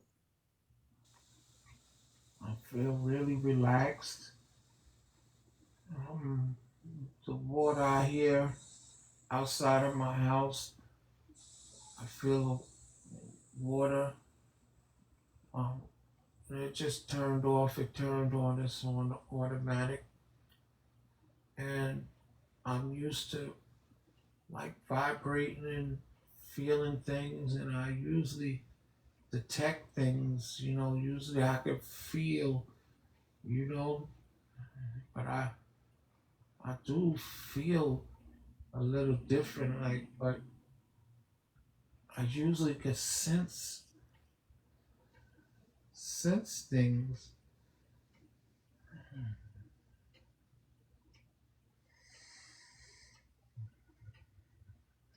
Yes, you're way different than you were when I first had you on. They're working on your whole physical consciousness, your whole brain area. They're working on every aspect of your body that was affected by your abductions by the Zeta.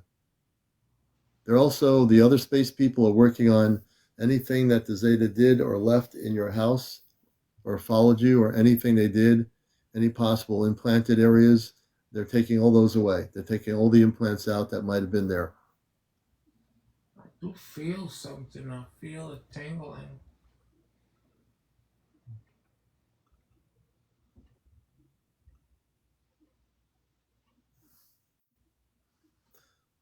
Yeah, they're working on you a lot. You've been through a lot, Yes, I have. and each individual is different that I deal with on this show, and you have been through an extreme amount of things that should never have been done to you, and the experiences you had that they did to you were against universal law. I feel like I just feel something different, strange. I feel even to my body, my legs, I feel just something. I don't know how to experience. Usually, I could tell when some in like person invades or comes within my aura. Yeah, they're working on you. They're working on your energy. They're doing healing work on you, on your mind, and on your whole physical body from it, the dramatic experiences of your abductions. And they are healing your body and your consciousness right now. I feel something different. I'm feeling something. Yes, The woman is working on you who had touched your forehead. She's on in terms of your forehead. She is still working on you. The other person is working from the shoulder area and working on that side of your body. They're clearing up a lot of things that were done. Etheric implants and physical implants are being taken out of your body right now. About a week ago, I was laying down, and somebody, it's like in between wake and sleep, I woke up and somebody hit me on my shoulders really, really hard with their arms open about a week ago. And before that, the day before, I woke up and I seen a person just sitting in a chair just watching me. And I don't know why, but a friend of mine said that that was one of my friends who passed away not too long ago. My brother passed away, my friend passed away, my brother passed away. You feel something. I feel something. Just my body, my body. Yeah. Jay, let me just give me a second here. Oh, all right. So what you're going to see now is a complete shift in your whole beingness. What we're going to do, and I think we have to do this without question. I know my father on the ship would agree with me because they watch our show from a monitoring system. We're going to keep all 15 Ashtar people with you for this whole rest of the week. Today is Tuesday. Between now and Saturday, we will keep them there. They're in a cloaked mode, but they will be there. They're going to be doing some heavy work on the property that you're on, and they're also going to be putting a shield around your house. It's an invisible shield of light that will not allow any lower vibrational ETs to connect with you. Never again. As a matter of fact, they are going to go after the Zeta, the ones that abducted you. They will know where they are, and when they do catch those Zeta, they're going to be taken off planet. They're going to be on a one-way trip out to nowhere land, so to speak. I'm putting that in general terms. They will not be able to come back and do any abductions to anybody else on the planet. They're being sent back to where they came from. Okay? So I want you to know, not only are we working with you to help you, we're going to take the Zeta that were abducting you years ago, and they are going to be, wherever they are right now, they're being taken way, way beyond Earth, back where they came from. And I can promise you that, and that's my gift to you. This should have never happened to you, and it will never, ever happen to you again. Thank you. I want you to say this right now because this is really an important thing to do. When I use this word, when I've helped people who have been abducted, I want you to say these words. It has nothing to do with the 3D religion. It has to do with the cosmic meaning of the word. I want you to say, I am a Christed being of light. I am a Christed being of light. I want you to say it another time. I am a Christed being of light. I'm a Christed being of light. I will never be abducted by anyone ever again. I will never be abducted by anyone ever again. Because I am a Christed being of light. Because I am a Christed being of light. Yes. Yes, brother, you are a Christed being of light. And as it is my will, so mote it be. That's it. No longer, brother. All right, and they're going to be with you for a whole week. So even though I'm not physically talking to you, they will be with you.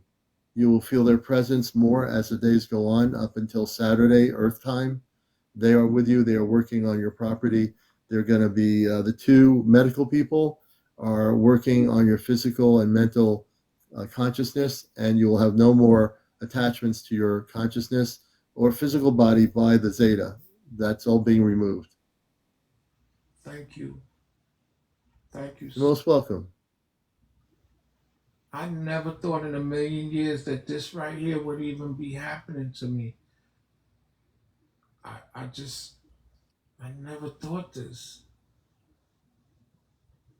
And I do feel, I feel, usually I can feel things. And even though my eyes are closed, right, I usually could feel, it's like I feel somebody's around.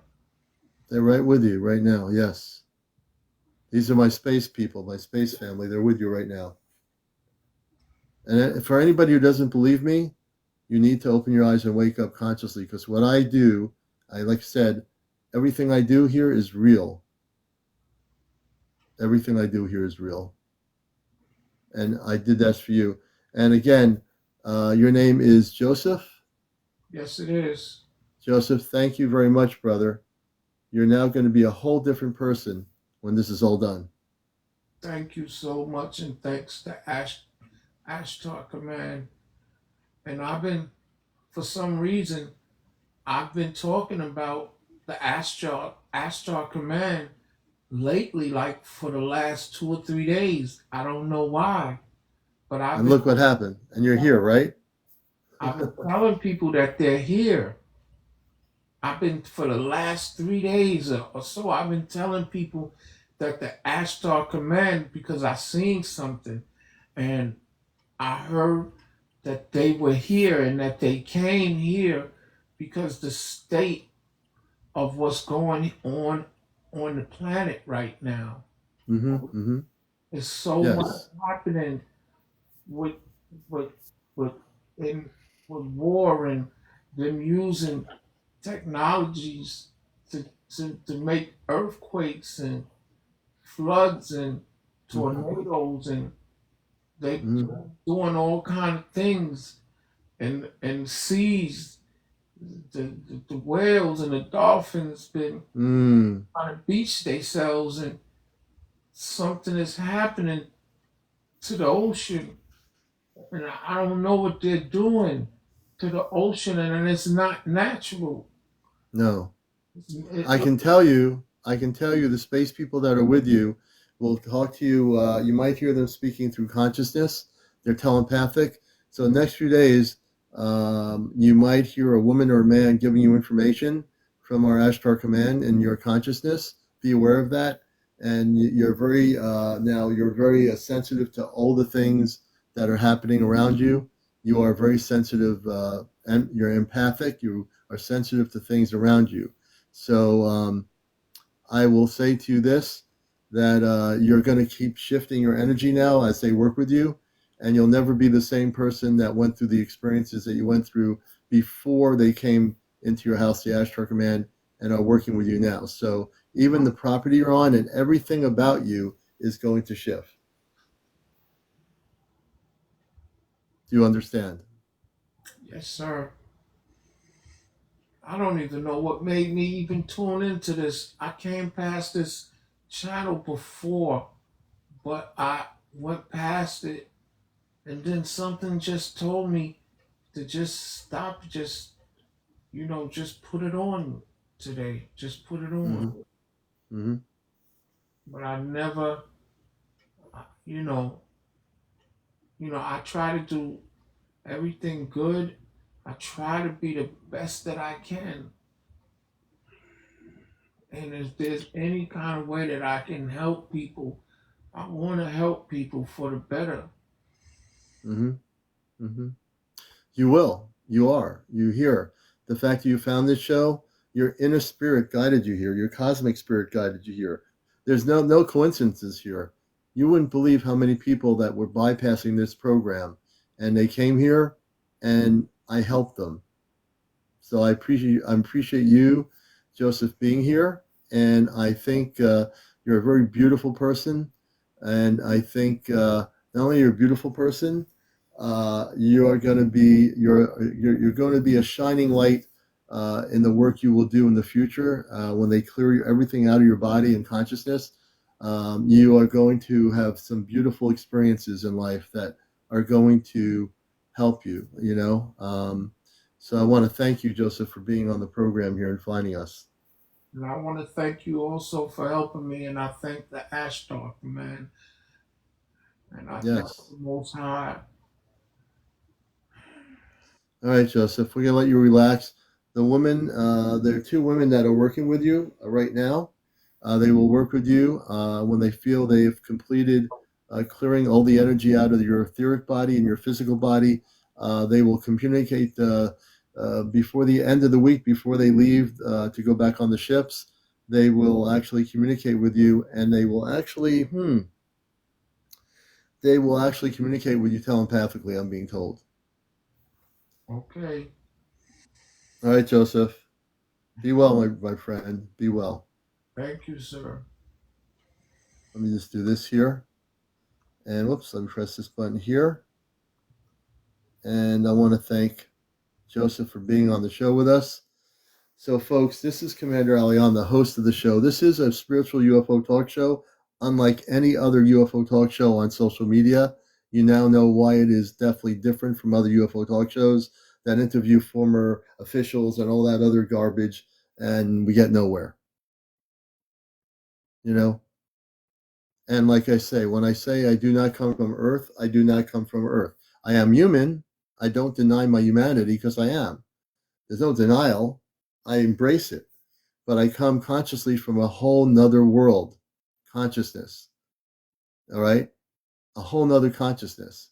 It's now almost 1:35 a.m. in the morning. And Joseph, thank you. Legion has a few more questions. And we'll bring Legion up. Legion was with us earlier, and Legion, we'll bring Legion back up with us. We interviewed Legion earlier, and we helped him. And welcome back, Hey, what's up, man? Brandon. Welcome. What's up? All right, so Yeah, that was pretty intense. yeah, it was.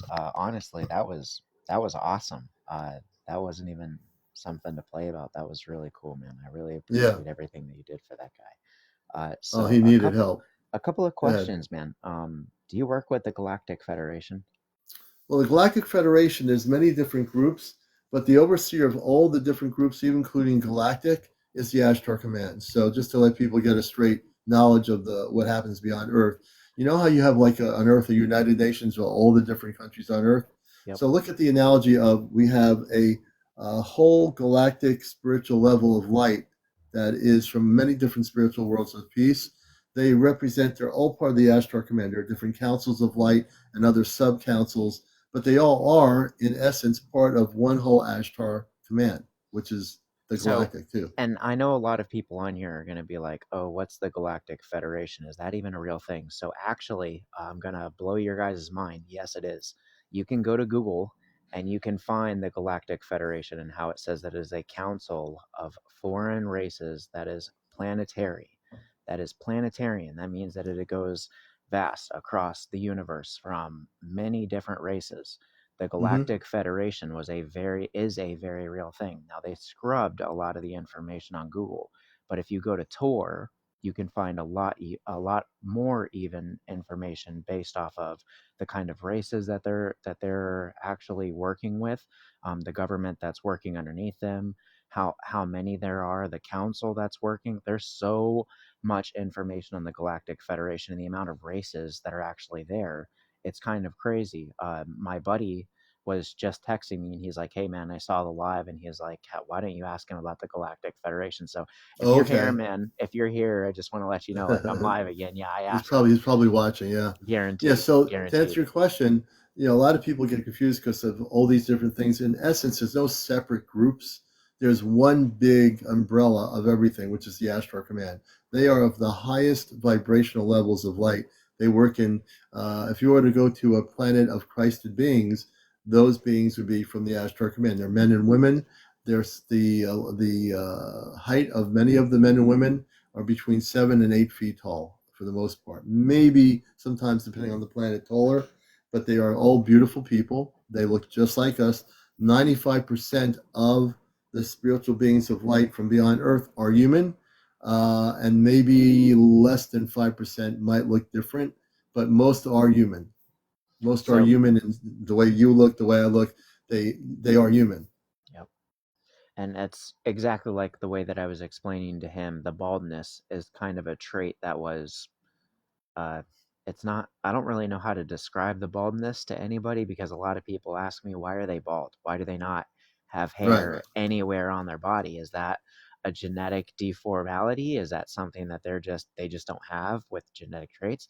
And I tell them that we have to understand the species first of what it is that is here already to the evolutionary period. And a lot of people wouldn't agree with evolution over a theory of, you know, And there's modern also science. different, But and there's also different timelines. Like, for example, there are different parallel realities. So exactly, when people tell me how Earth is going to be destroyed, I say no, not this Earth. So then they get like, what do you mean? Like, there's multiple Earth but timelines. exactly. So if you're in an Earth timeline that's having nuclear war and destruction, yes, that exists on a different timeline. Now, yes, you can look at Earth right now. We have problems, but at the same token, this Earth is definitely not going to be, destroyed or anything. The reason is that we are in a different timeline. In our timeline, yes, we're having problems. We've had problems, but we are also going to be transforming the planet as much as it you see wars and people and poisons and there are oceans and all these things that are going on. That's not the end game for this planet. No, We have a transformation happening now that maybe billions of humans don't understand, but it exactly. is going to eventually down the road reverberate and affect everybody on the planet. Uh, And not all just people, but all life forms, animals, everything. so my wife was debating with me earlier if I should tell people this, because it was something that I was shown. And I'm going to have to be honest with people and just tell people that terraforming the planet is a huge part of the events for what is to come. Terraforming the universe of our planetary solar system is going to be the next key stage in evolutionary periods that we have yet to discover or even discuss. See, now we broke the atom, right? So we used CERN and the particle accelerator to destroy and find out what it was as the key universe, which is called the God particle, correct? We've done this. This is already a thing. But what were to happen if we were to apply technology like AI to something with the advanced technology that we have to split the atom itself? What kind of information could we find from a machine that could tell us the keys of the universe? But Not let's only put it this way. just But splitting the let's atom, all much but more. we have to be very, very careful. So where I come from, the Ashtar Command, they would say no, humans don't Exactly. do that. Exactly. Don't do And that. Yeah, and you this is understand where, that because exactly. And this is where the key elements of their understanding, being terrestrial beings, let's call them what they are. They're terrestrial, but they're not from our time. They're nowhere like us. They're so advanced, it's beyond complex. right. We have videos of them shooting down rockets and missiles that were being able or capable of going across seas that they have completely taken apart midair with no You're talking problems about the space whatsoever. people taking Yeah, the missiles. Yes. yeah, The Ashtar completely. Command, now, before you were alive, the Ashtar Command, I grew up in the 60s, and this to be true, they went to nuclear silos during the Cold War, and there's documentaries that were made eventually on History Channel, one of those channels, where they did actually show a documentary of interviewing people where they said their nuclear silos, all the electronics were shut down and they couldn't test the nuclear missiles. Why? Because the Ashtar Command, again, we go back to the Ashtar Command, they were involved in shutting down all the nuclear silos during the Cold War. That's why the planet Earth is still here. Because every time they tested, like Hiroshima and Nagasaki, when that happened, the space people throughout beyond this Earth felt the energy vibrations, which wasn't good. It was affecting all the other planetary systems beyond Earth, way beyond Earth. And people don't realize that vibration does travel. There's no limit. And this was a negative vibration from a nuclear blast of the Hiroshima hydrogen bomb. They came here and then they started working to stop us from blowing up our planet, therefore shutting down all the nuclear silos, the above ground testing in Nevada of nuclear weapons. That should have never happened. And that was affecting the universe. And so, yeah, what we're talking about, you and I are right on the same timeline about this. But I grew up in that period of the Cold War. Is that as I got older, I didn't know anything about this until I got older. but that they were shutting down nuclear silos in And Russia it's and all over the crazy. world. It's crazy to think that their technology was 100 years, 1,000 years in advance to what we could have even tried to consider capable. I mean, at the Right, time, we were still developing nuclear weapons, and here right, they are shutting them down midair with no right. problems whatsoever, no issues at all to their crafts whatsoever. So then, my friend started asking me, why don't you ask him about the pyramids in the sky? So I wanted to ask you, they're not Mm-hmm. pyramids, but they're considered Right, diamonds. They're the right. crafts I that know about them. probably ascend Yes, probably 200 feet over the ground, yes, and they're completely transvoyant, which means that they're yes, transparent. They blend in with everything, but they're there. yes, They only yes. can be seen when trickles of light hit them at a certain angle, and when you see them, it looks like an optical illusion, like you're seeing like a bright light, but it's not really Right. a bright light. It's just the light Mm-hmm. hitting part of Mm-hmm. their reflectors. So Mm-hmm. he was curious: have you had yourself had any interactions with these diamonds, and have you yourself had any interactions with crafts with documentation? He was very curious about it. I mean, Okay. he's Well, been I've never watching your live seen for a while. Diamond Crest, but I'll share a story for new people. In the 1980s, I was doing a radio show on a college station. I was doing a roots rock and reggae show called Street Feeling, and I was doing. I used to when albums were albums and they went out expensive. I had crates of roots music, reggae music, and so at this blues club, I did a night, one night a week. I did a reggae thing, a dance thing with roots music. I set up my stuff, and then I went to leave. It was a sparsely lit parking lot with a supermarket chain on one end of it. It wasn't like a big parking lot. Across the street was a McDonald's, a condo complex on the hill, and behind the shopping complex was all woods, hills and woods. So as I come out, I hear a voice saying to me, "Look up." In plain English, look up. I look up and I see a spaceship 1,000 feet above the condo complex towards the woods, hovering and spinning slowly in circles about 2 football fields in length. And I See, never forgot it. and Okay. that's crazy. That's And then when I awesome. saw that ship, I was in my car. I had a Ford Taurus at the time. I was sitting in the car. This is before there was, all this TikTok stuff and all that. And I'm sitting in the car, and I said, I better call the local ABC News affiliate. So I called the local TV station in New Haven, Connecticut, and they're saying, "Oh, it's a bunch of pilots in formation flying in the air." I said, "What are you talking about? You're reading a script. I'm sitting here in a parking lot looking at a spaceship that's 2 football fields in length, and you're going to tell me on your script over the phone that I'm looking at pilots on airplanes that are flying in formation above me." Right. You're telling me Right. that. You believe So that? You're going to tell me that, lady. So I said to her, I think she ought to tear up your script. And when I was sitting there, I was still watching it. I drove my car and I stopped at the end of the parking, of the entrance to the exit of the parking area. And then I watched the ship. And as it was spinning, it had tubular bottoms. I remember everything in detail. The ship had 4 tubular bottoms that went to a center. It had multiple lights blinking like a firecracker. And then at the same token, I'm watching it, 2 beams of light come out of the ship over the parking lot in the sky above me. As I'm watching the 2 beams of light, one is like a yellow one, a yellowish color, a circular thing. Another one's like a circular orange color. And as they're coming out, there's all of a sudden they're doing all kinds of lines in the sky, like a geometry. They're doing a geometry whoa. in the sky. I'm watching this. I still don't understand what they were telling me, but I watched this. I kind of remember the way the lines were in my head as I picture it, but they're shooting these lines. I thought for a second, okay, now what's going to happen? I'm sitting here in the parking lot.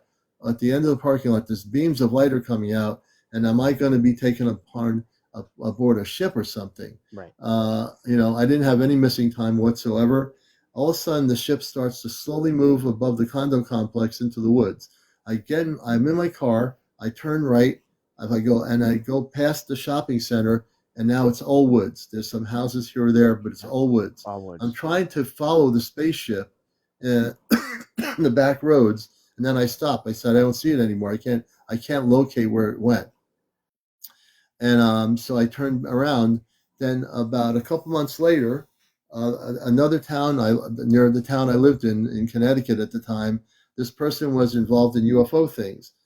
It was a condo complex, but they had a meeting house that was you could fit a couple hundred people in. So they organized a UFO conference at this place in Woodbury, Connecticut, and I was invited to speak as one of the speakers. So when I got up to speak, we had a representative MUFON, Connecticut MUFON, myself, Wow. another person, a few other people. And the place was packed. People came from Pine Bush, New York. If people know the history of Pine Bush, New York, there has been a lot of UFO sightings over the years up there. And that's also a lot of things that happen up there. And I've been up to Pine Bush. But anyway, I'm sitting with all these people. I get up to have me tell my story. And I said, how many people here at the time saw a big spaceship over Naugatuck River, Naugatuck Valley in Naugatuck, Connecticut? And how many people actually saw this? A number of people that lived in that area stood up, and it was amazing. There must have been 20 or 30 people in the audience from that region of the valley that saw it. But I was right on top of the spaceship, looking above, looking from below above to see this spaceship. And I'll never, ever forget that, ever, because See, that was, when I was in Arizona, like I was trying to tell you before, the heated squares. So, uh, like, okay, so like if this was like the ground and I was here, the ship was about this high up. The complex was about there where we were. We were in the Arbor Inn complex in Mesa, Arizona, Chandler. mm-hmm, So it's a two-story complex. You got one complex on the bottom and you got one complex at the top. That's where the roof is. Not even mm, not even 100 feet from there, this ship was taking over the sun. It was about 4 or 5 football fields long, and all of my friends remember it. They just looked yeah, like really large heated squares that were about this mm-hmm, large, all looked like copper, but they were stacked on top of each other in a weird yeah, formation, floating. And yeah, underneath of them had it was like yellow lights with a metal frame that looked like a hook that went up, and they were just yellow lights of beams, and you could feel the heat, like you could feel yeah. the warmth coming off of it, and then From boom, for it those, took yeah, off in an instant. take But off, it's our gone. phone stopped working, the traffic Yeah, light stops working. This was during the day. This was middle of yeah, broad daylight. This wasn't even dark outside when the sun was going yeah. out, It no affected all the clouds, nothing. electronics. Yeah, Yeah, everything turned yeah. off. I was busy looking at my phone, and Terry, my best friend, was actually nudging me in the side, and he was like, "Hey, bro, look up." And I was like, "Stop nudging me! Like, what are you nudging me for, man? My phone quit working. I'm trying to fix my phone." And when I looked up, I saw it, and I was like, "Oh, that's crazy! Right, Like, what is that?" right, right. I was like, "I See, told you guys, like, I'm not crazy. I knew it. I you know knew what, they were here." Brandon? For me, I had no one to talk to. I mean, I was the only one that was. I was by myself in a sparkly the parking lot. The market I think was still open as a Stop and Shop supermarket, which is a chain in New England. And this is like back then, just like your basic looking in the 1980s kind of thing. And I was like, I'm the only one that saw this. I don't ever remember telling anybody until later on when I met people later on. But I did talk. Actually, I was still doing the reggae show. I went on the reggae show. Normally, I would just play the music and talk about Bob Marley or something. I went on the show and started talking about spaceships. Now, people were like, "What are you doing?" They called me up and said, "I had an experience. I have to talk about it. I cannot sit here on my show and not say anything." And I had a big audience for reggae. I said, "You're going to hear the story whether you like it or not." I saw a space. I saw a spaceship, and I think I blew a few people's minds out, but I didn't care at that point. And after that happened, everything changed. Not that I didn't love my reggae, but I ended up shifting into the things that were more important to me, like focusing on the space, the UFO thing, the space thing, and then becoming more awakened to the fact, even though I was a contactee, now I was really focused on what's going on here. What's going on here? Why did I see this? What's going on here? And I had another sighting off of Interstate 84 in Danbury, Connecticut on the service road. I was coming home from work and I got off the service road because I was watching to the north of me. There's a thing called Route 7 that goes up north into Massachusetts. I had a two-way radio, what they called CBs at the time. I say, "Breaker, I'm seeing a spaceship to the north of the interstate highway system, Breaker." And nobody, says, "Does anybody see this?" And there's a lot of chatter because it's on, the main channel. I get off the highway onto the 7-Eleven parking lot. I get out of the car and I'm watching this golden, huge spaceship to the north of me spinning around and it looks like it has hieroglyphics on the ship. Like there's something on the ship. It wasn't a blimp or anything. This thing was vibrating like a golden light of energy around it, and it was hovering and spinning as it was hovering to the north of me. And I watched that for about 20, 30 minutes. Yeah. Whoa. I've had some experiences, folks. I mean, So, you know, a question that I had personally, because I had just thought of it. Um, have you ever heard of Boriska Kipivanchi, the boy you from Mars? oh, I know a lot about the boy from Mars. Yes. So, in relations to what I understand from him, uh, the civilization that was there before we turned to ourselves and it turned to a nuclear disaster, and they had actually wiped themselves out. The premonitory understanding there is that they were beyond the complexities of understanding that were of a design of creation before us. But now that we're replicating what it is that we did before, do you see the outcome being the same or different? No. Mars, let me give I'm going to go into Mars because I'm from Mars. Mars is a planet that, for billions of years ago, was testing some new technologies on their planet. It didn't. People have a misconception of Mars. Mars did not destroy their civilization. They actually had to go. Some went off the planet to nearby systems, but many of the Martian population had systems in place, and they went to the inner part of their planet, like you have the inner Earth. Mars also has a place like the Agartha Network, the inner levels of Mars, where they did a lot of healing work. They were also a very advanced civilization. So people have to remember they weren't like Earth people that were primitive, creating things like nuclear bombs and wars and so forth. They didn't create wars on the planet Mars. There was never wars. They were dealing with technologies that they learned were not for the best interest of what they were trying to do. They also learned a lesson from it. So you figure Mars, which is billions of years old, now in this particular framework, Mars is a planet that, if you look at the pictures of their atmosphere, they have a blue atmosphere similar to Earth. There's oxygen on Mars. There's vegetation now on Mars, billions of years later. There are people living on Mars in the inner part of Mars, and in certain sectors of Mars, they are now building surface level structures. Now, So see, the I Mars think that currently is different. it's very, very interesting that you say that, because I know from some of the case studies that I've done, I know for a fact there are oceanic waves that are on Mars that show Yes, systematic proportions of having water and life and trees yes, and actual structures. So yes. this is very interesting to me.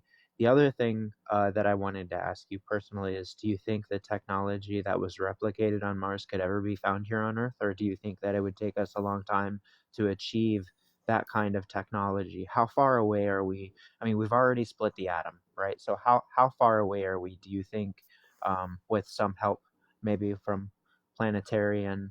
Um, No, it would be very different. I don't think we can replicate or duplicate that. What will happen to Earth, and I'm speaking now in an Ashtar Command mode, spiritually speaking, that it's going to be way different than that. There's not going to be replications. What there will be is the ability to get away from the technological negative things that were destroying our planet, and other things that Earth people were using in power to destroy the planet. That will not be allowed. What I do see is that we are going to be, once contact happens within the Ashtar levels to Earth levels, that there's going to be a great transformation of consciousness. So the technical things aren't important. It's the consciousness. If consciousness does not shift, nothing changes. So it's not, having AI and all these things are not going to make us a better world. It's our consciousness that has to shift.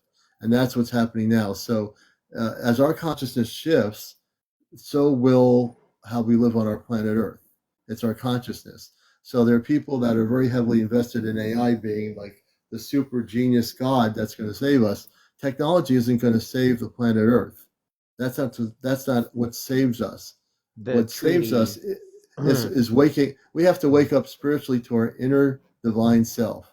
Correct. Most people are looking outside themselves for this great thing, when we're born on Earth. God created all the multiverse. There's one God that created every single system, every single galaxy, everything. We forget that we are divinely created, but we have to wake up to the internal part of ourselves instead of reaching out to technology to help us advance ourselves. It's not the technology, brothers and sisters. It's you meditating, getting involved in guiding yourself to a Christ conscious level. When you get to that consciousness, you don't need technologies. You just need to first get yourself together. You have to get your act together. If you don't get your act together spiritually and cosmically, you can have all the AIs in the world and it won't do you any good. You See, so won't. this is a great understanding. Uh, I guess the largest portion of understanding that I had is that we had a treaty from Zeta with the U.S. government being from parcel of m- most from I'm not going to say the name of the It's okay. organization that we were Right, it doesn't affiliated matter. with. Yeah, but I do know that Zeta had huge advances with our technology and what it is that we were trying to achieve, with the assumption that they were able to have free capabilities without us interfering at any point in time with their studies. Uh, these studies have been going on. The government has partial blame to do with it far too long, and I understand that some Zeta is very um, curious. I'd say by far too curious, a little too curious for what it is that can be constructed or not constructed from a DNA standard. What I haven't understood is why radiation, of all things that they could use, including frequency. Why radiation? What's the why something so dangerous, potentially dangerous and harmful to us? Why do they use this? What's the point of it? Are you talking about the Zeta or the humans? Zeta, You, Zeta. okay. The Zeta basically messed up their planets in the Zeta Reticuli system. The Zeta used to be at one time millions and millions and millions and millions and millions of years ago. They were human. They became advanced. They had advanced cities. They had all these things that they created. What they ended up doing is getting so advanced with their scientific development that they outdid the humanity that they were. They were human like us. They also de-evolved into the physical forms they became, which is the fact that they have the large heads, the big eyes, and all this stuff.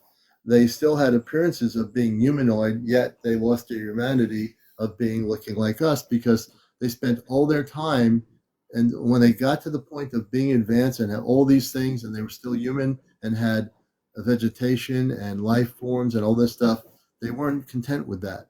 The leaders of their race decided, well, we have to go further and further and further. But what they did is they didn't go further into spiritual enlightenment.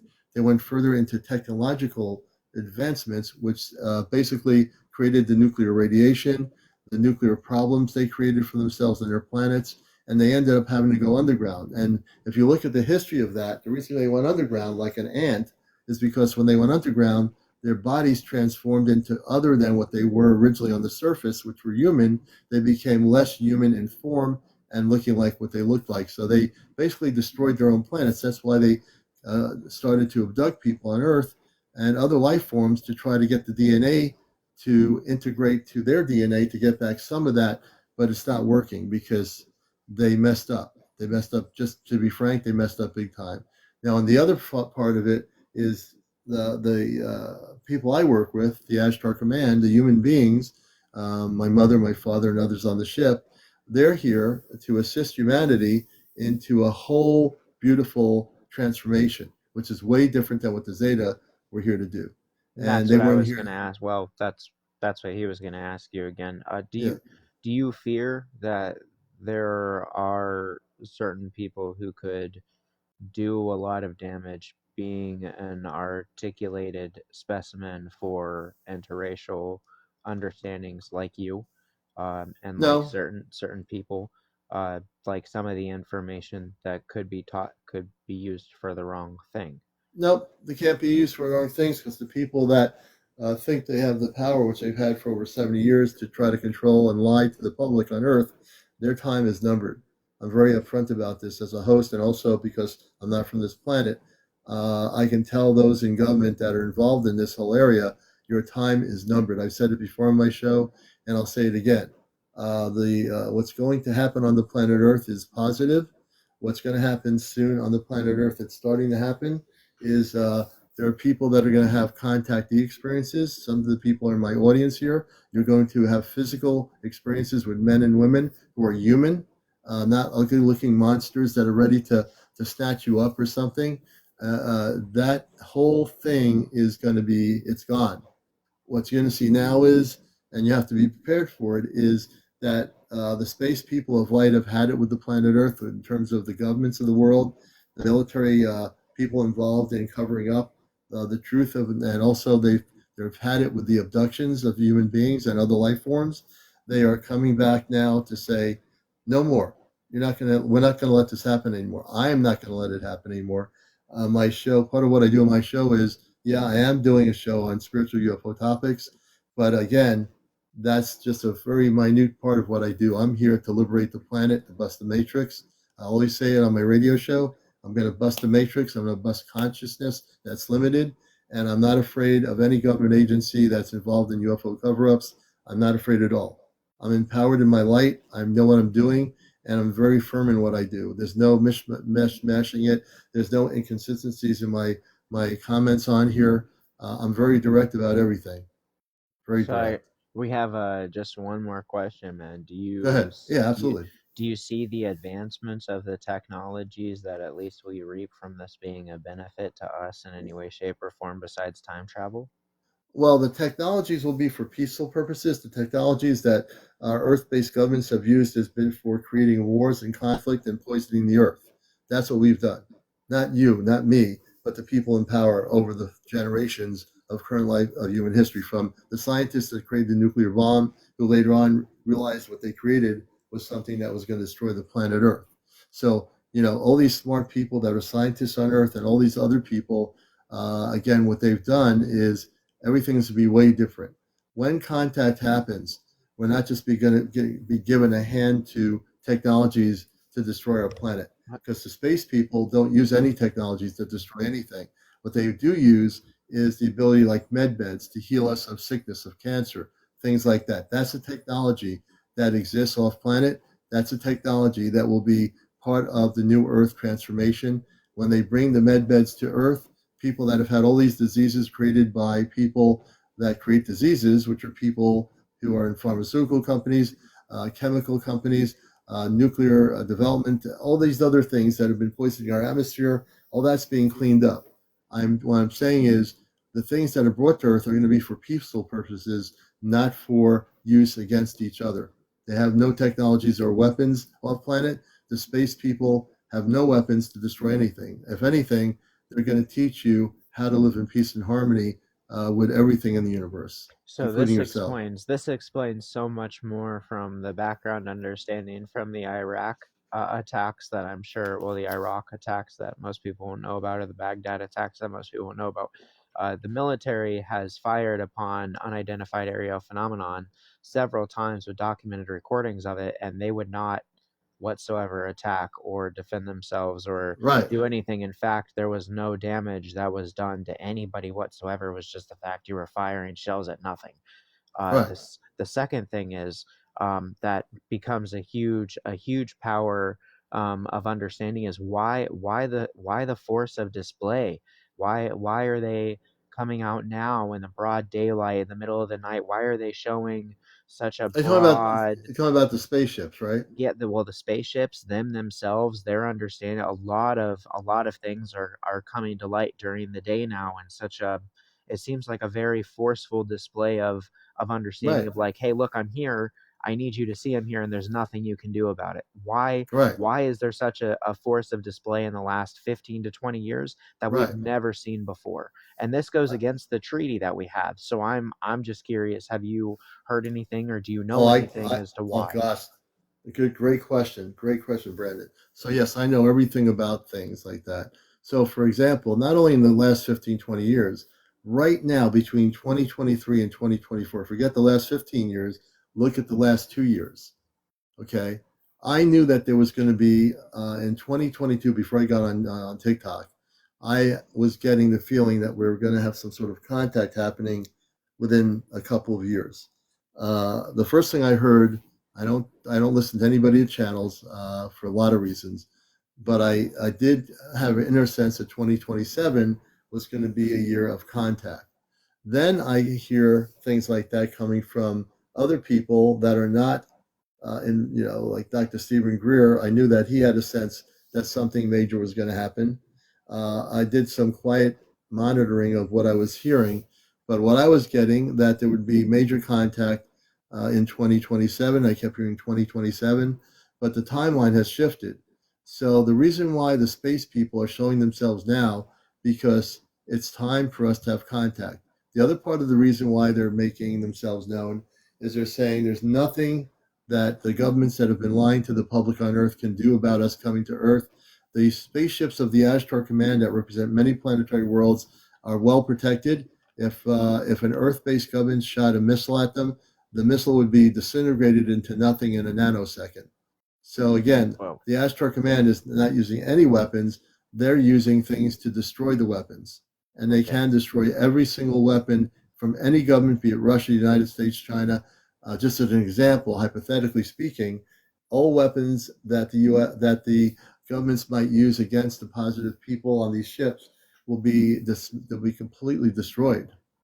They're not able to use. They think these people that run the programs of top secret programs on the cosmic level think, well, we're going to keep people fear induced about the space people coming, and when they Never talk works about that way. the impending the invasion, that they say there's impending invasion from something outside ourselves, outside our atmosphere. What they're doing is they're lying to the public and psychologically telling the public, watch out, folks, there's going to be this impending invasion by space people, and it's no good. Well, it's no good is the people that are saying that, because they're the people that are the negative ones that don't want to say that they're negative ones, but the people in charge of these programs are a threat to the own well-being of life on Earth. You see what I mean? Yeah. It's not the space people that are a threat. The space people, the Ashtar Command people, are here to help the planet, are here to assist us and enlightening us to a better way and working with us to come to a better understanding of who we are. But there are Okay. people who are in charge of these programs that have lied to the public and have brainwashed people to believe things, including YouTube and even on TikTok.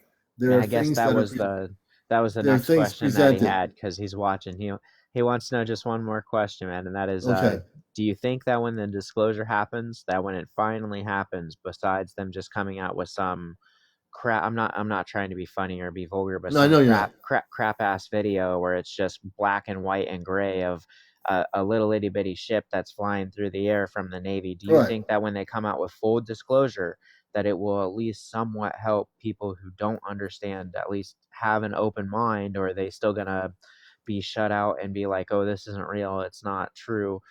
The government's not very reliable, I guess. So what's it Right. really gonna take for people to be So like, here's the deal. Here's the hey, deal. Number one, the Pentagon came out a few years ago, last year or a year before that, with their gradual and letting people know they have an internal UFO organization that is run by people in the government of the Pentagon, to have people within the different ranks from Air Force, Navy, intelligence, all these groups to come together, and for people that are employees in those different departments of the Pentagon to come forward with their reports, whether it be an Air Force pilot, a military person, whatever, right? They have correct, that structure. So people get to believe, people actually believe now, not everybody, they go, oh, wow, now they have a UFO group in the Pentagon, we're going to get disclosure. They had disclosure hearings in Washington, which is, if anything, it made people aware that there is stuff being covered up and that it yeah, exists. yeah. I There want was a people to lot of know blacked something. out. I want people to know something. Do not wait for any government of the world to have hearings on UFOs or ETs and to be disclosure. If you're going to wait for disclosure from people in the Pentagon and the media covers it and makes you say, oh, wow, we just had disclosure 2 years ago. The Pentagon created an organization. I've been on their website. It hasn't changed a bit. There's no updates. There's nothing. Let me tell you about disclosure. If there's going to be disclosure, it's going to be here on Encounters. It's right here on this show. This show, and I'm not patting myself on the back. I'm saying No, you're good. honestly, You're good. I understand. YouTube, TikTok, Instagram, I don't care what it is, History Channel, Discovery, or whatever, this show right here is where disclosure is happening. This show right here, just by the fact of the people we're interviewing, like yourself and others. We're talking about disclosure. You are disclosure. Brandon's disclosure. The next person I have on is disclosure. Everyone here who tells a story is disclosure. If you've been abducted, if you've had positive contact with space people, you are disclosure. The government is disclosure. Don't depend on your governments, wherever country you're in, that you're going to get disclosure. It's not coming from the government. It's coming right here, folks. Right here, we're going to tell you the truth. And we have been since I've been on here, since not 2023. And even before that, on my radio show on NPR radio for 21 years on WESUFM.org Sunday mornings, I've been telling people the truth for over 21 years. And only since I've been on here for about a year and a half almost on TikTok. So yeah, I mean, the truth is not going to come from, don't wait, is what I'm saying. Don't wait for some government agency to go public on CNN or BBC and say, we're now going to tell you the rest of the story. We're releasing documents to the public. Who cares? Yeah. Releasing what documents? They're redacted anyway, so it doesn't matter. They redact everything on it. You're just going to get a little bit of information that's not even going to make sense to anybody. So it makes no sense. I understand completely. Just watch my show, folks, and I guarantee you're going to get more information than you're going to get out of the Pentagon or the Ministry of Defense in England. I guarantee it. Correct. I was just curious. So is my friend.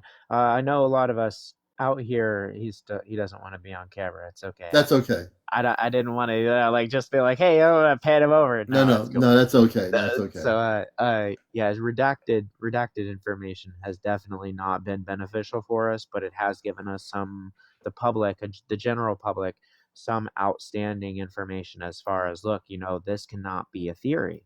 There has to be some truth to it. If there's a statement and you're going to redact the information to it, why would you do that if it wasn't a lie? Right. Why would you do that if you wouldn't want the people to know? There's something there you don't want us to know, and it shows everything that we're saying is just a theory, because it's not a theory now.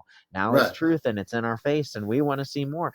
Unscript that. We want to see what's documented out. So the thing is, your friend's question, I would say, don't wait to see anything. Well, just watch encounters and you'll see everything.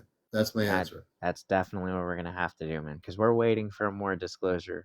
I know people are curious. It's not going to be in my recent photos on my profile. If you go on my profile, you can scroll down. You'll see Adam. I'm physically holding hands with Adam. Adam is an extraterrestrial being, celestial being. They have new terms now which go by Saber. Saber is the new term of definition that the government is using for celestial beings of outer stellar projects. So when people hear the word saber, think of lightsaber, but it's going to be saber, just the last term of it. This is something that is new, 2024 confirmed. The reason that they're doing this is because people have been looking up unofficial disclosed terms to find out what information that they're looking for, and they're not finding anything on it because it's constantly being changed. So this is just an overlook on the government using a different term to find out exactly what information you can find on what and where you can't find it. And again, it goes down to the point of don't focus, folks, on waiting for the government websites, whether it be the Pentagon. Don't wait. I'm trying to tell people, get away from all that stuff.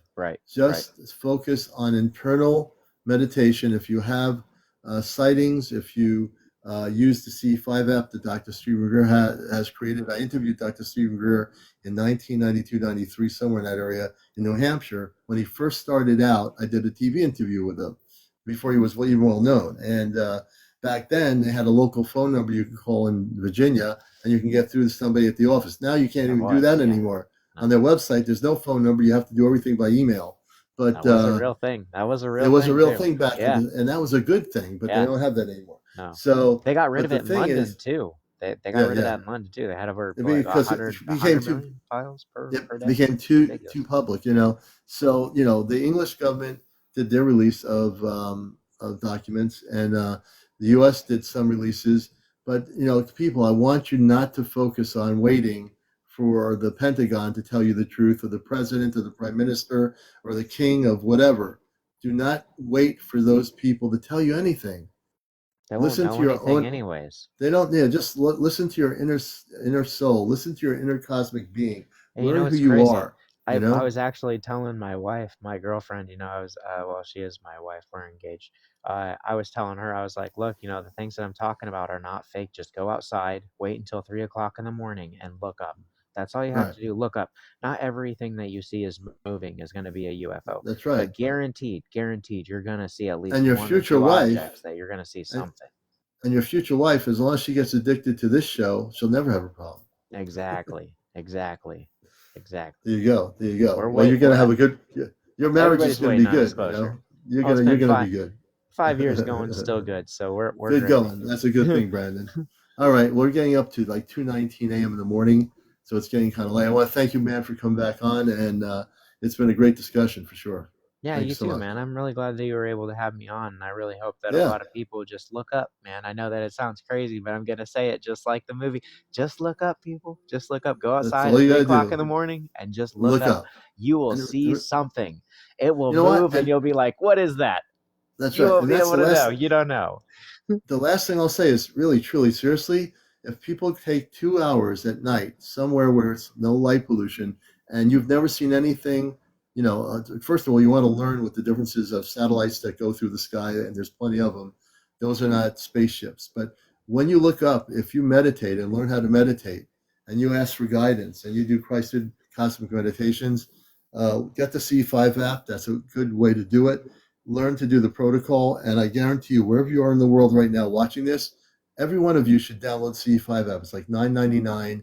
It's on Google, and there's one, and it's also meant for iPhones and also for Android phones. Download the app, study the protocol, and do it with a friend that you feel is going to be positive. Go out into a field somewhere. Go to an empty beach at night. Find a place, and you will have the first time physical contact visually with a spaceship of beings on a spaceship that are responding to your C5 application that you're using. Everybody should do that. You want disclosure? Your disclosure. Don't wait. Be That's proactive. it. Get out there on the beach. Go to a That's it. lake. Go somewhere. Do Go it look yourself. for Don't it. Go look go look for it. for it. Go It's look right in for it. front of you. It's right in front of you. It's right there. All right. So I want to thank Brandon for being here. This has been a great show tonight. It's been a crazy show.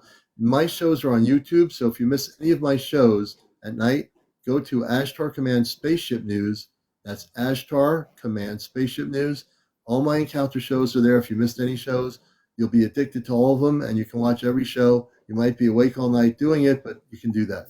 Oh, just kidding aside, but that's where our shows are. Brandon, thanks again for being here. There we And when you have your wedding, enjoy your marriage, and maybe Thank you'll you, go man. on a trip on a spaceship. Who knows? Who knows? All right, take care, man. We appreciate Later, it. man. Let's do this here. Let's see. All right.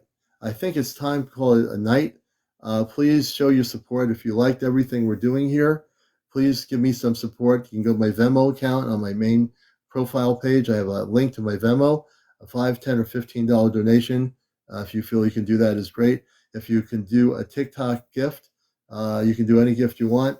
We appreciate it. Become a subscriber. If you're not subscribing, it's Kitty. It's Ashtar Command Spaceship News. Ashtar Command Spaceship News is my YouTube channel. All my encounter shows are on there. I think we're backlogged by one, but I'll be getting this show on to my YouTube channel by tomorrow. So it's Ashtar Command. Oh, the app Zeta is the CE5. CE5. It's C5. It's Dr. Stephen Greer. CE5. That goes for everybody. Remember, it's CE5 app. There's one for Google for Android phones, and there's one for people with iPhones. So download the app. It's like $9.99. You can have it forever on your phone, and you can learn how to use it, read the protocol. There are things that you need to learn, and you'll be able to do this yourself. Don't wait for anybody in some government in England or the Netherlands or somewhere to give you disclosure. Go out there, make contact with positive ET contact with their ships by using the C5. Do Christed meditations. That's part of what we do in our C5 group here in the United States. We have an Ashtar Command C5 gathering group, and we use Christ conscious meditation before we start, plus the C5 app. So everybody should do it. Empower yourselves, and have a great night. I want to thank everybody for being here. Tomorrow night we'll be on again at 11 o'clock for another edition of a show that's out of this world, Encounters. Take care, everybody. Karen Morgan, everybody else out there. Have a great night.